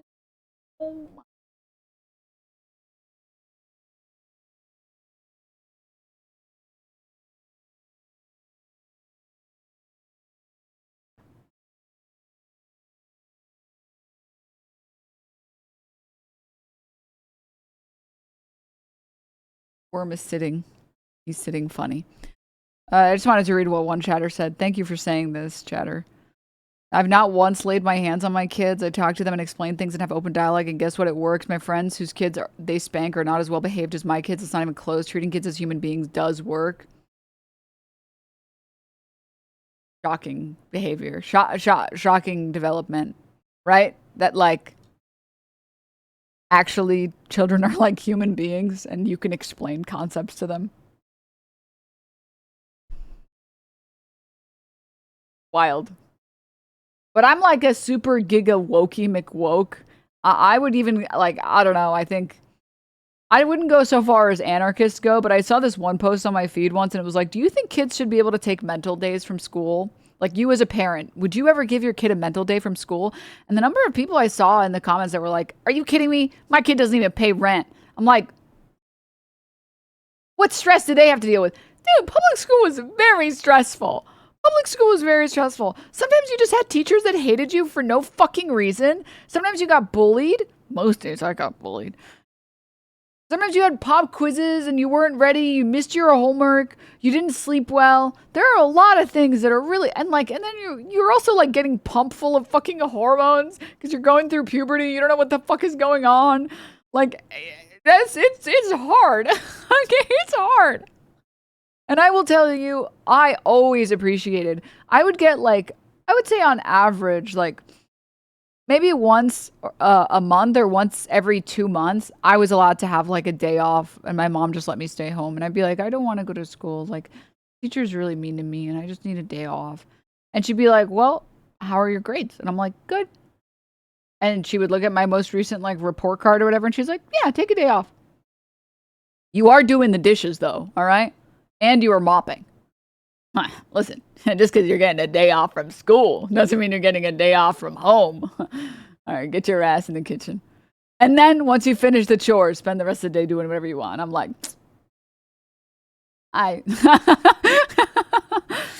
shit, man, you got me. Fuck. I'm going to knock this out in 3 hours and then I get to spend the rest of the day gaming. But like, you know, is that so wrong? Is that so wrong? And sometimes you're just like, dude, I had days where like I got just, it was hard to go to school sometimes. It was hard. And yeah, and like again, you literally, when you're growing up, you just like don't know the social rules and you don't know what you're doing wrong and you're doing everything wrong all of the time. And it's very stressful. At least as an adult, you have a pretty good understanding of like why people do certain things and how people will respond to certain things. When you're growing up, it's just, you're just struggle bussing. You're just struggle bussing until you figure it out, man. Do you guys mind if I just like go get like a water, like a soda or something really quickly? I'll leave you guys with something. Don't worry. This is why I got bullied in school.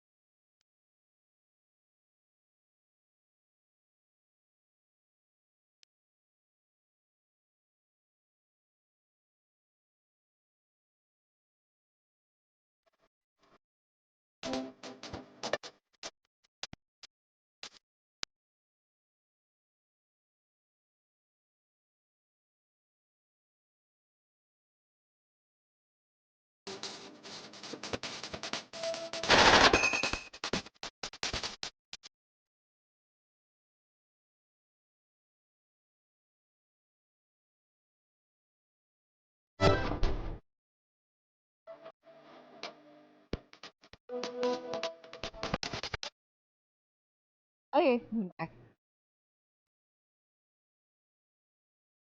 What the fuck? This goes so hard. Yes. Regular basis. It's so obviously a call to violence. I am so tired. Denims, you deserved it. I'd have bullied your ass too. Denims kind of deserved to be bullied. This is annoying as fuck. TBH, you deserved it for that. Okay.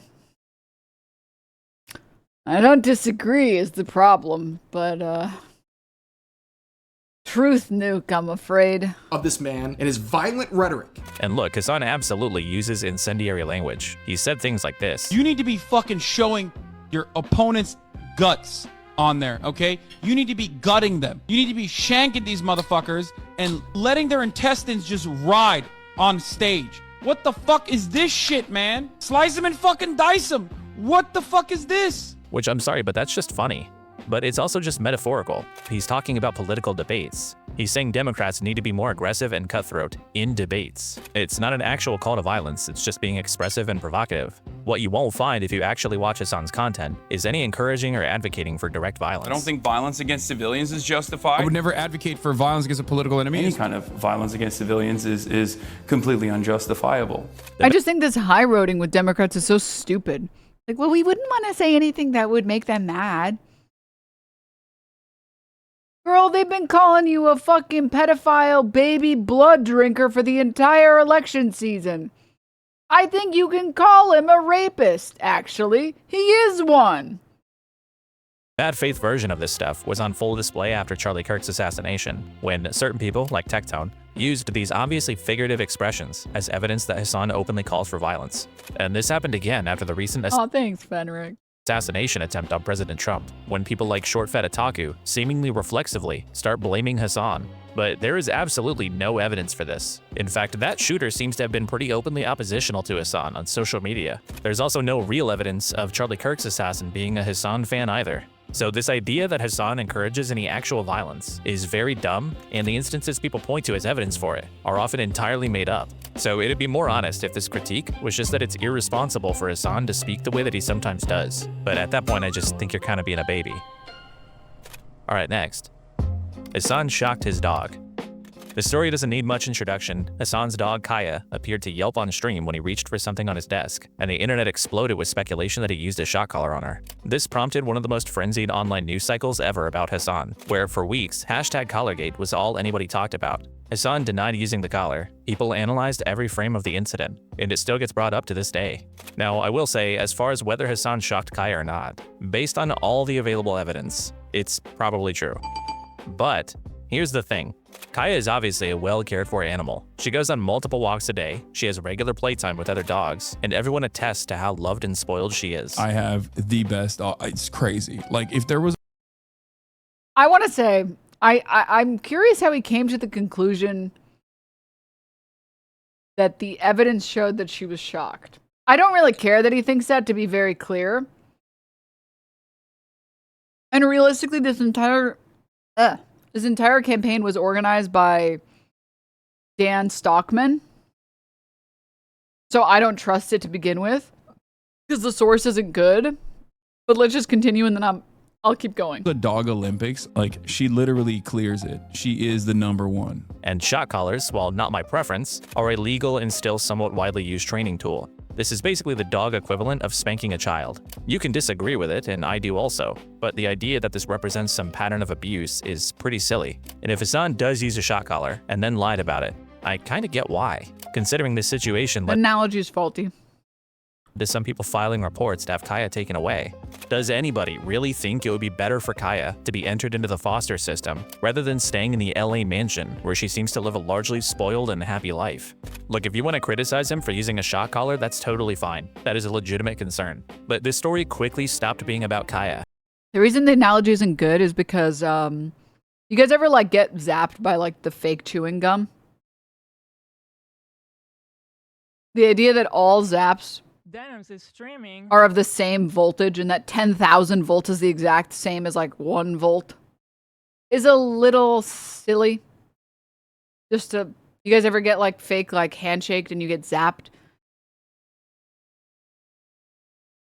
That's different from like spanking your kid. The experience of getting spanked is not fun. As someone who got the belt multiple times, it was never fun.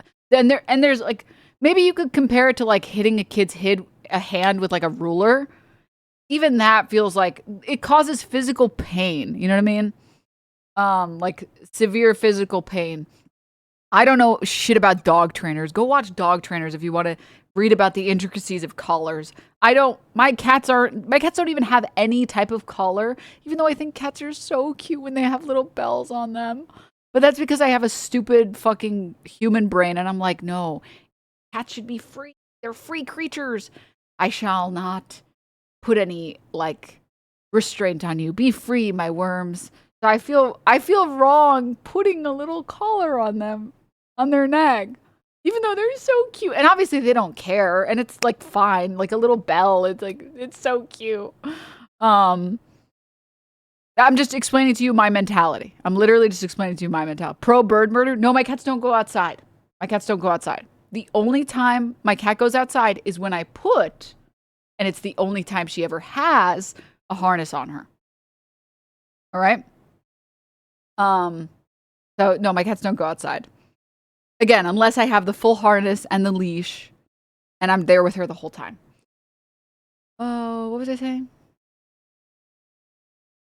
Making a different point. Oh, that's just my opinion on animals. I'm like, at least with cats, I'm like, no, cats should be free. They shouldn't have any colors. They should be free to roam. And not like literally outside, but inside. And I shouldn't burden them with human tools, right? But that's just like an American, like not American brain. That's just like stupid, dumb cat brain. And realistically, they're so cute when they have the little bell on them. It's so cute. Moving on from that point, to a separate point. I don't know. I don't train dogs. I don't have dogs. I've never had a dog. I don't know anything about dogs. I think the only context that I have seen online about shock collars that I think most people would agree with is that very aggressive dogs that would otherwise be put down, trainers that use shock collars for those dogs that are already very aggressive and the only other solution is euthanizing them. I think everyone probably is like, yeah, if they're not responding to anything else and the only other solution is to kill them. It's like, that's, I guess, I don't know enough. Kaya's always been really sweet though. And she's always been really polite. I mean, the times that I've met her, she's always been really, really sweet, which makes me think that he wasn't using a shock collar. Like, I don't know what behavior is so negative in her that he would have needed to use a shock collar. Like, it seems weird that he would use one. It just seems out of... I believe he would use a vibration collar.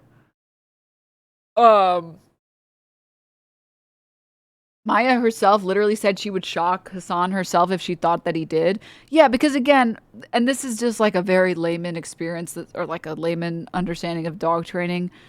The only seemingly good instance that you would ever use one would be a dog that otherwise has gotten into so many violent altercations with people or other people's animals that the only training method that they've responded to is the shock collars. And then I'm like, dude, this is like way out of my ballpark. I don't know. But again, Kaya's always been super, super sweet. The other thing too is like, I don't know why so many people watch this clip and were like, dogs don't randomly make noises. It's like, have you had a pet before? Ever? People were like, he had to have shocked her. Why did she yelp? It's like, first of all, I think it's pretty obvious from the clip that if she yelped at anything, it looks like her fucking dew claw got stuck. But second, as someone who's hung out with dogs and dog friends, because forget about the cats are gone, people. Let's forget about the cats for a second. I've hung out with dog friends and they're like, their dog will randomly be like, "Barr!" And they're like, oh, what are you barking about? Stop it. And then they just sit back down. And I'm like, does it just do that? And they're like, yeah.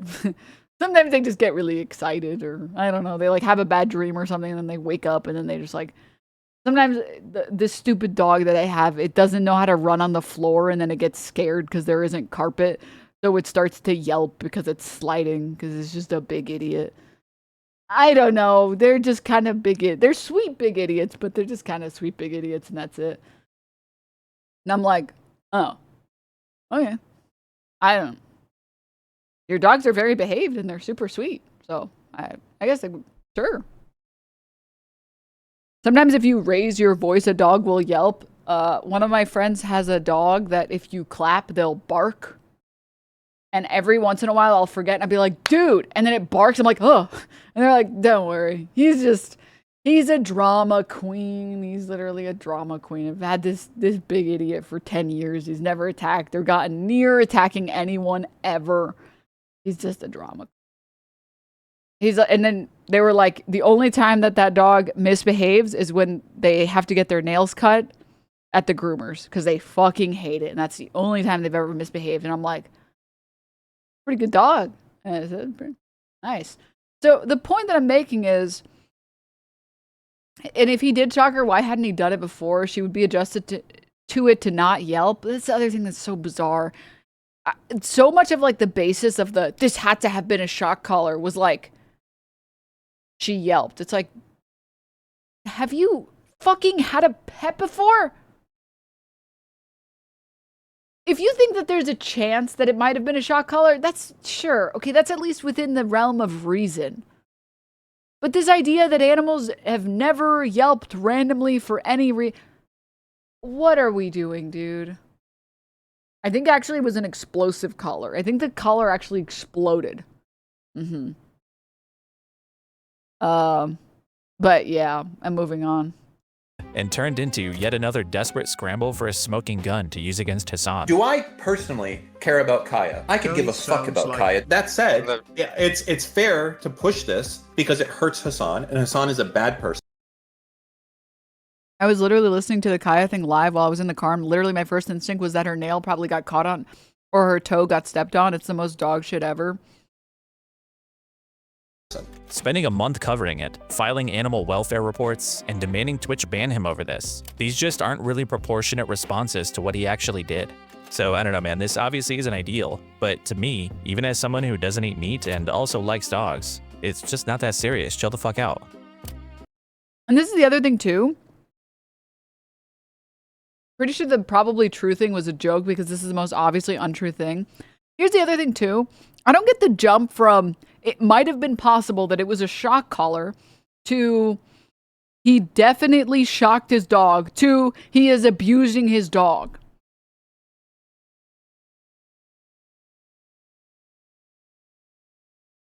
We're going straight to he's definitely abusing his dog. You're an idiot. Like, to go straight there.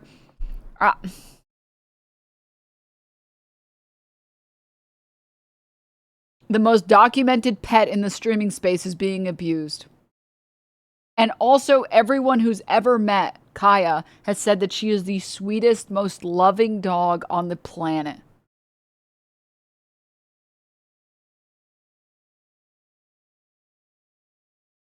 Okay.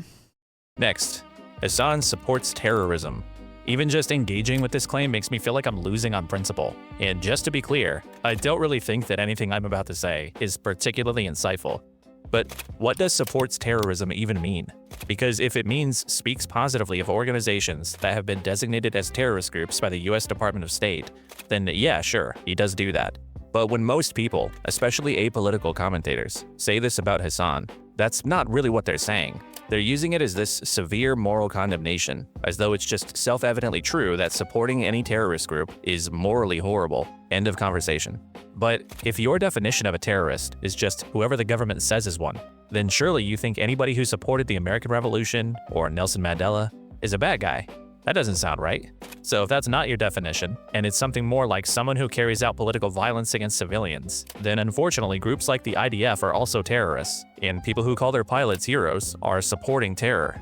I think there are basically two types of people who make this criticism. The first one, which is probably the vast majority, is somebody who just hasn't thought very hard about what terrorist actually means, or how the list of them is historically just determined by the interests of those in power as much as anything else. But the other much smaller percentage of people that make this criticism are probably just saying that he's supporting groups that they don't personally agree with supporting.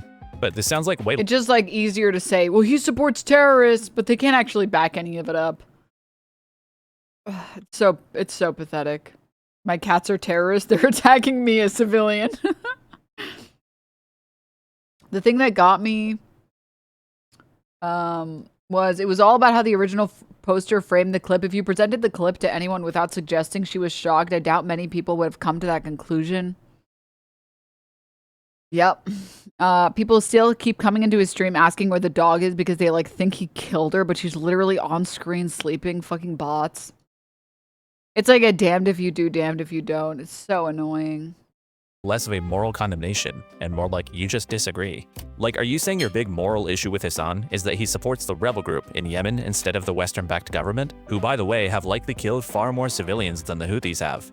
Norway is an example of a country that does have a list of designated terrorist groups, a list that notably does not include the Houthis. So if Hasan moved to Norway, would he then be all good to go on saying positive things about them?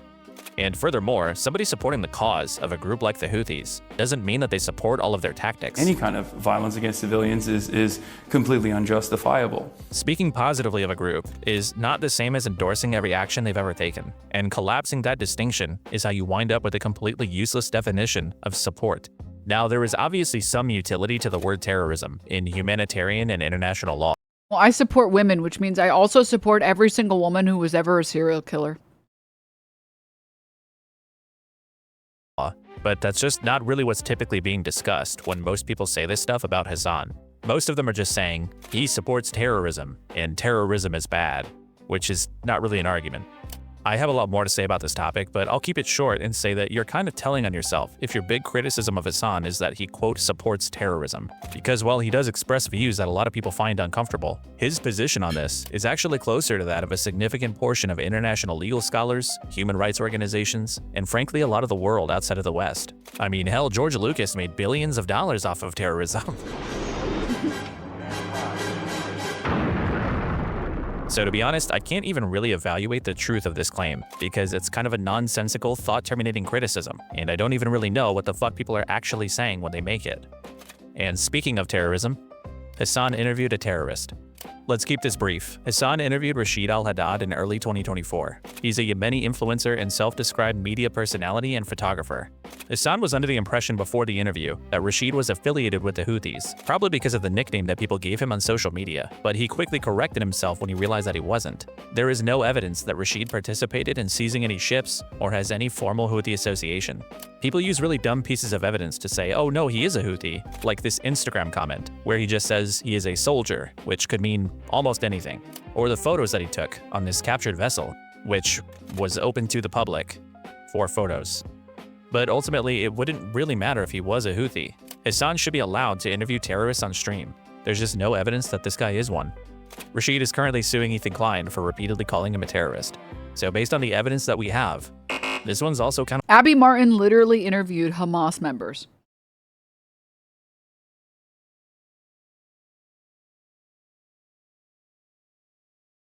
Well, she's literally a terrorist then. You're a fucking moron. bullshit. And finally, Hasan is anti-Semitic. This claim could be its own video, and this one's long enough as it is, so I'll keep this brief too. The evidence that people cite for Hasan being anti-Semitic is either extremely amorphous and vague, or simply not good evidence at all. There's him calling a chatter pig dog, You fucking bloodthirsty, violent pig dog! Suck my dick! which people claimed was an anti-Semitic slur, even though it doesn't appear in common anti-Semitism glossaries, and Hasan primarily uses it to describe capitalists and imperialists. You imperialist, capitalist pig dog, you fucking violent murderer of the third world. There's him calling Orthodox Jewish settlers inbred, which was clearly just supposed to be an insult directed at people who subscribe to a racist ideology, not Jewish people as a group. You know, the broad majority of the ultra-Orthodox are also unimaginably racist and very much pro-Israel. I can't wait for these inbred motherfuckers to have to serve and see what happens to the IDF. And beyond that, most of the rest of it are just these nebulous, broader claims about his positions on Israel and how they point to an underlying bigotry. But almost every single example that people use for this often could be better explained by him simply being anti-Zionist. For instance, people often point to things like Hasan saying that rapes having happened on October 7th wouldn't change his perspective. This one is probably the most annoying because I feel like the other ones are really easy to be very dishonest about. How do you fall for this one? How did how did anyone fall for that? I'm sorry, like, in what world? Let's say, like, just really quickly. In what world, if some group had a smaller group, which had a smaller group of people who did rapes, you think you should genocide all of them? That's crazy. That's a crazy thing to say. Huh? In no universe does that even make any sense, ever. They get really mad before he even finishes the thoughts. Rapes don't make genocide okay. It's really that easy to grasp. Like, I just want to speak to the people who think that if the militia group, if a small portion of people of a militia group, of an identity, a group of people, do any rape, you're allowed to genocide all of those people now?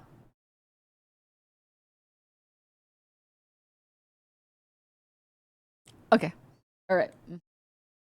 Okay. Sure. You know, Catholic white people committed a lot of rape. So what? Now we just genocide all of the white people. That makes sense to you? That's the dumbest thing I've ever heard in my fucking life. How do you fall for such a stupid fucking propaganda? All right. This one just pisses me off because I feel like you have to be a certain level of stupid to fall for it. Evidence of anti-Semitism, but that's not anti-Semitic. It's actually a pretty consistent application of Hasan's anti-imperialist framework. And if there's a perceived double standard in how aggressively he talks about Israel versus other actors, it could very easily be explained by his own family background in the Middle East, or the region's history, rather than automatically assuming it's just secret racial animus towards Calling Turkish people Middle Eastern? Uh-oh. Jews. He isn't uniquely fixated on Jewish institutions. He applies this same lens to American imperialism, Everyone disliked that. Saudi Arabia, capitalism, I'm just kidding. and plenty of other power structures. I think in 2026, if you look for anti-Semitism hard enough, you'll kind of see what you want to see. But the idea that this progressive, leftist, anti-class, equality-minded type of audience are actually secretly racist towards this one group of people, it's a pretty big stretch when these people are consistently anti-racist on every other axis. Now, the more sophisticated version of this argument is that even if Hasan never says anything explicitly anti-Semitic, his rhetoric still functions to foster hostility towards Jewish people, even if that isn't his intent. This is basically the functional racism version of the argument. It's the same thing as saying voter ID laws are racist. It's not because the people writing them necessarily want to disenfranchise black people, but because they do disproportionately cause that to happen.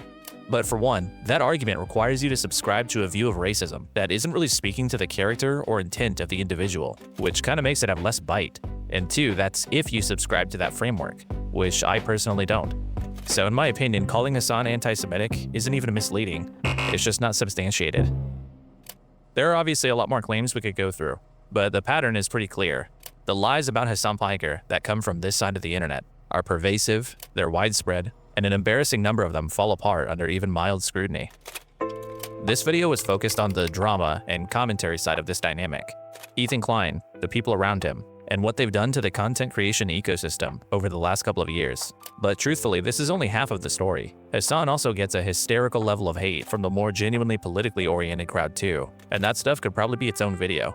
But at some point, the commentary slop guys started getting courted by the politics sphere to the Hasan bad cause anyway. And then when you have creators like Hutch, who covered Collargate for a month straight, and whose channel often looks almost indistinguishable from Nux Taku's, it's just at a certain point, these two groups kind of start to morph together into this big, neurotic mess, and it just gets a little hard to keep taking them as seriously. Now, there are decent criticisms of Hasan.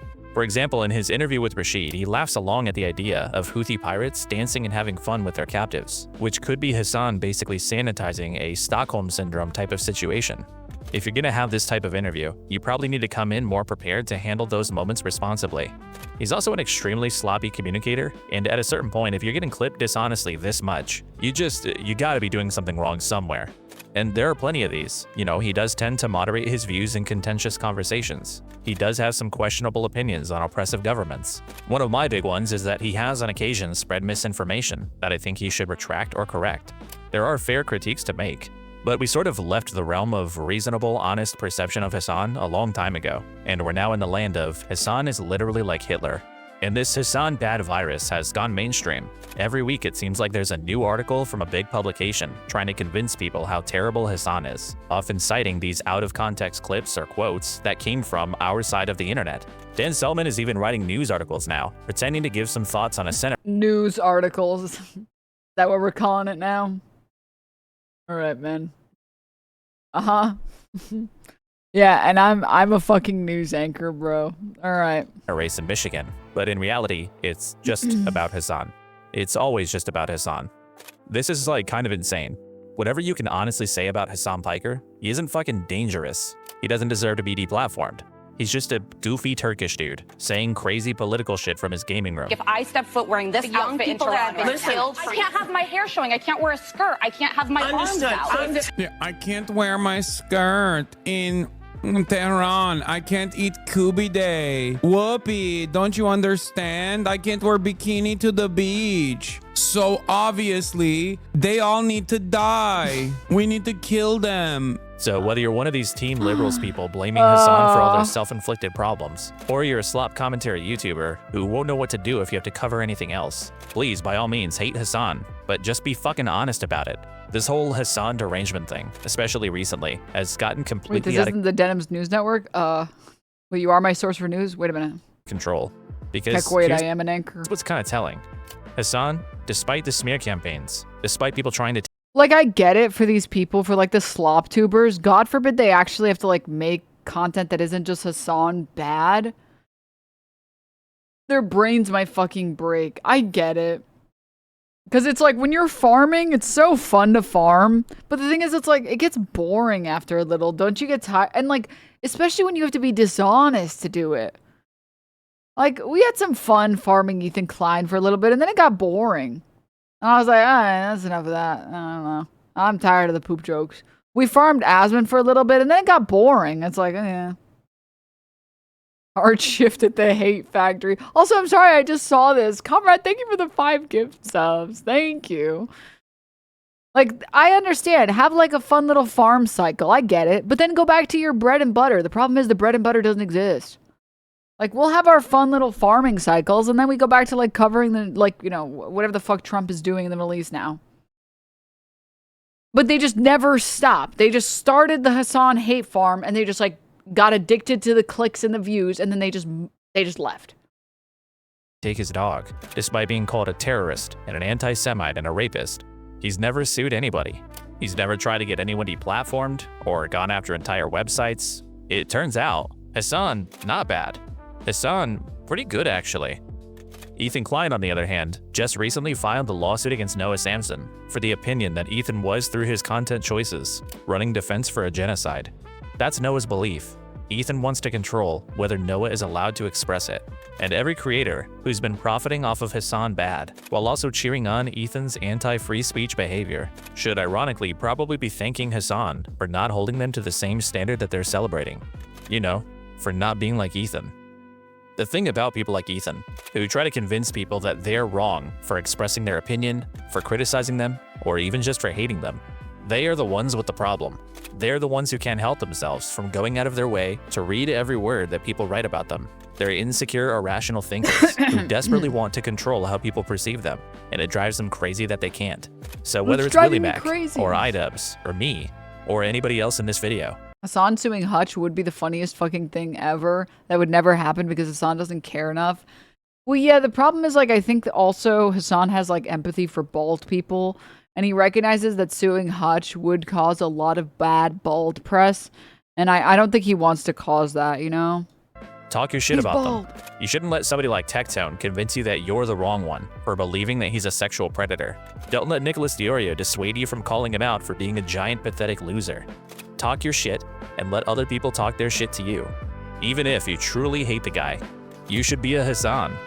Don't be an Ethan. Damn. Before we go, you know, Ethan, because he can't resist watching any content or can't resist reading anything about himself, he watched through the whole thing and he probably got so pissed off by the end of it. But like the good little pussy that he is, he won't actually react to it on stream. there's someone I want to introduce. It's a guy who's one of the great internet philosophers of our time, and he's somebody I think Ethan Klein would have a lot in common with. His name's John Card, And in his video on pirate software, he has something to say that I think applies to Ethan Klein perfectly. There's some people out there in the world who think it's just inherently wrong or regressive or childish to hate people or to rail against public figures online or whatever. And those people are wrong. Wrong and just trying to run cover for all the other people in the world who deserve criticism. When do you find someone who deserves all the hate they're getting, and much, much more, encourage that hate, feed it, remind yourself and others that it's perfectly okay, paradox of tolerance, good even, to wish all the worst in the world on this guy and people like him? You shouldn't just merely dislike the man or simply disagree with his opinions. You should hate him and everything he stands for and represents.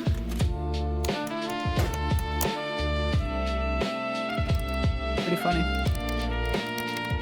Stop, dude, stop.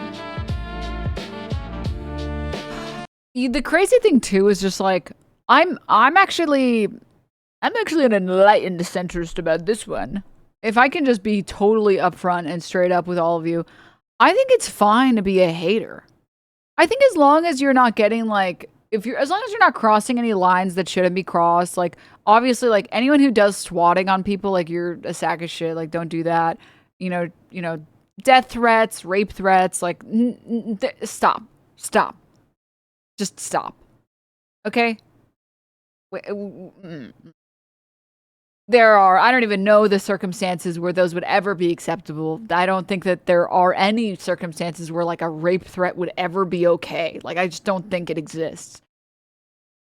But the thing is, I'm fine with people getting mean comments written about them if they spend a lot of time saying mean things about other people.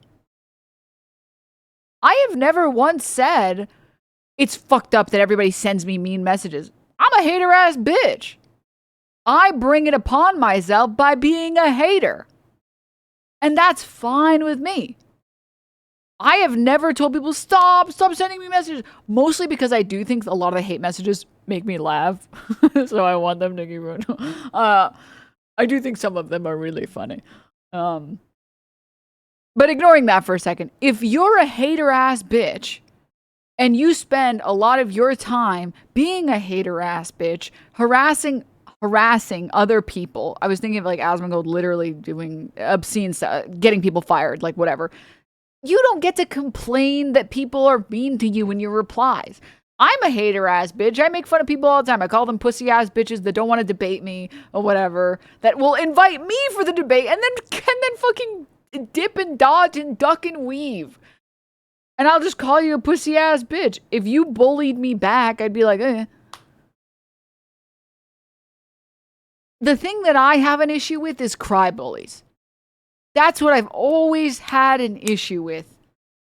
That is the number one thing that I've always had an issue with. If you are going to dish it out, you got to take it, man. And you'll never catch me being like, this person said that I suck and I'm the worst. All right. That's valid. I mean, I said your fucking internet daddy was the worst and he was stupid and dumb and whatever. Yeah, you're allowed to say that to me. Sure. I don't really care about your opinion because I went to your profile picture and all of it is about some lolicon feet images. So your opinion is worthless. Oh, you're someone who just AI generates photos of AOC in a bikini. Your opinion is worthless too. Okay. I'm glad that you dislike me. Actually, thank God you dislike me. You. Jesus, for a moment. Girl, what? No, I'm telling you, dude. I'm telling you, it's a zoo out there. It's the Ethan Kleins of the world that I think are just so pathetic. It's like, you've literally built a career on bullying other people on the internet. You bullied Haas. You bullied, I don't have a fucking full list. Countless people. And you would argue that it was okay for you to do that. But if people do it to you back and they say, poopy Klein, you don't get to say, this is anti-Semitism. You guys literally had a fucking snark subreddit for frenemies, and it was practically dedicated to harassing Trisha Paytas, dude. Come on, man. Like, what exactly what are we fucking doing, man? Like, for the love of God. Honestly, I don't know that there is anyone whose opinion you give a fuck about. Well, I care about like the opinions from people that are close to me, that are my friends. I care about that a lot. And I care about the opinions from people who I view as like intelligent and grounded. And there are a lot of people that fall into that group where I'm like, wow, like if this person who I consider to be pretty smart is criticizing me, that is something worth listening to. The problem is when I like check the people that are criticizing me, it's like, I'm sorry, this guy Nux Taku had a Discord server that had children getting groomed, and he was showing child hentai on his YouTube channel. What the fuck? This guy Tectone is sexually assaulting his ex-girlfriend? This guy, he just eats Oreos, so that's fine. Like, I can't let myself care about your opinion because I know your opinion doesn't mean anything. And it's that simple. It's that simple. Those kind of people actually hating you is actually a W. It also helps that like you can tell the intelligence of like a community or like a fan base by their insults. And the fact that the only insults I get, like 99% of the insults I get are whore and how's the lawsuit going? It's like, you guys are really dumb, huh? You can't come up with a single original thing? That's sad for you. I am sad for you. You made me a little sad, but not actually because anything you said impacted me, but because I'm sad for you. Your best insult was one you stole from 6,000 other comments. All right. That's okay, brother. That's okay. Your camera is too big. Oh, man. But anywho.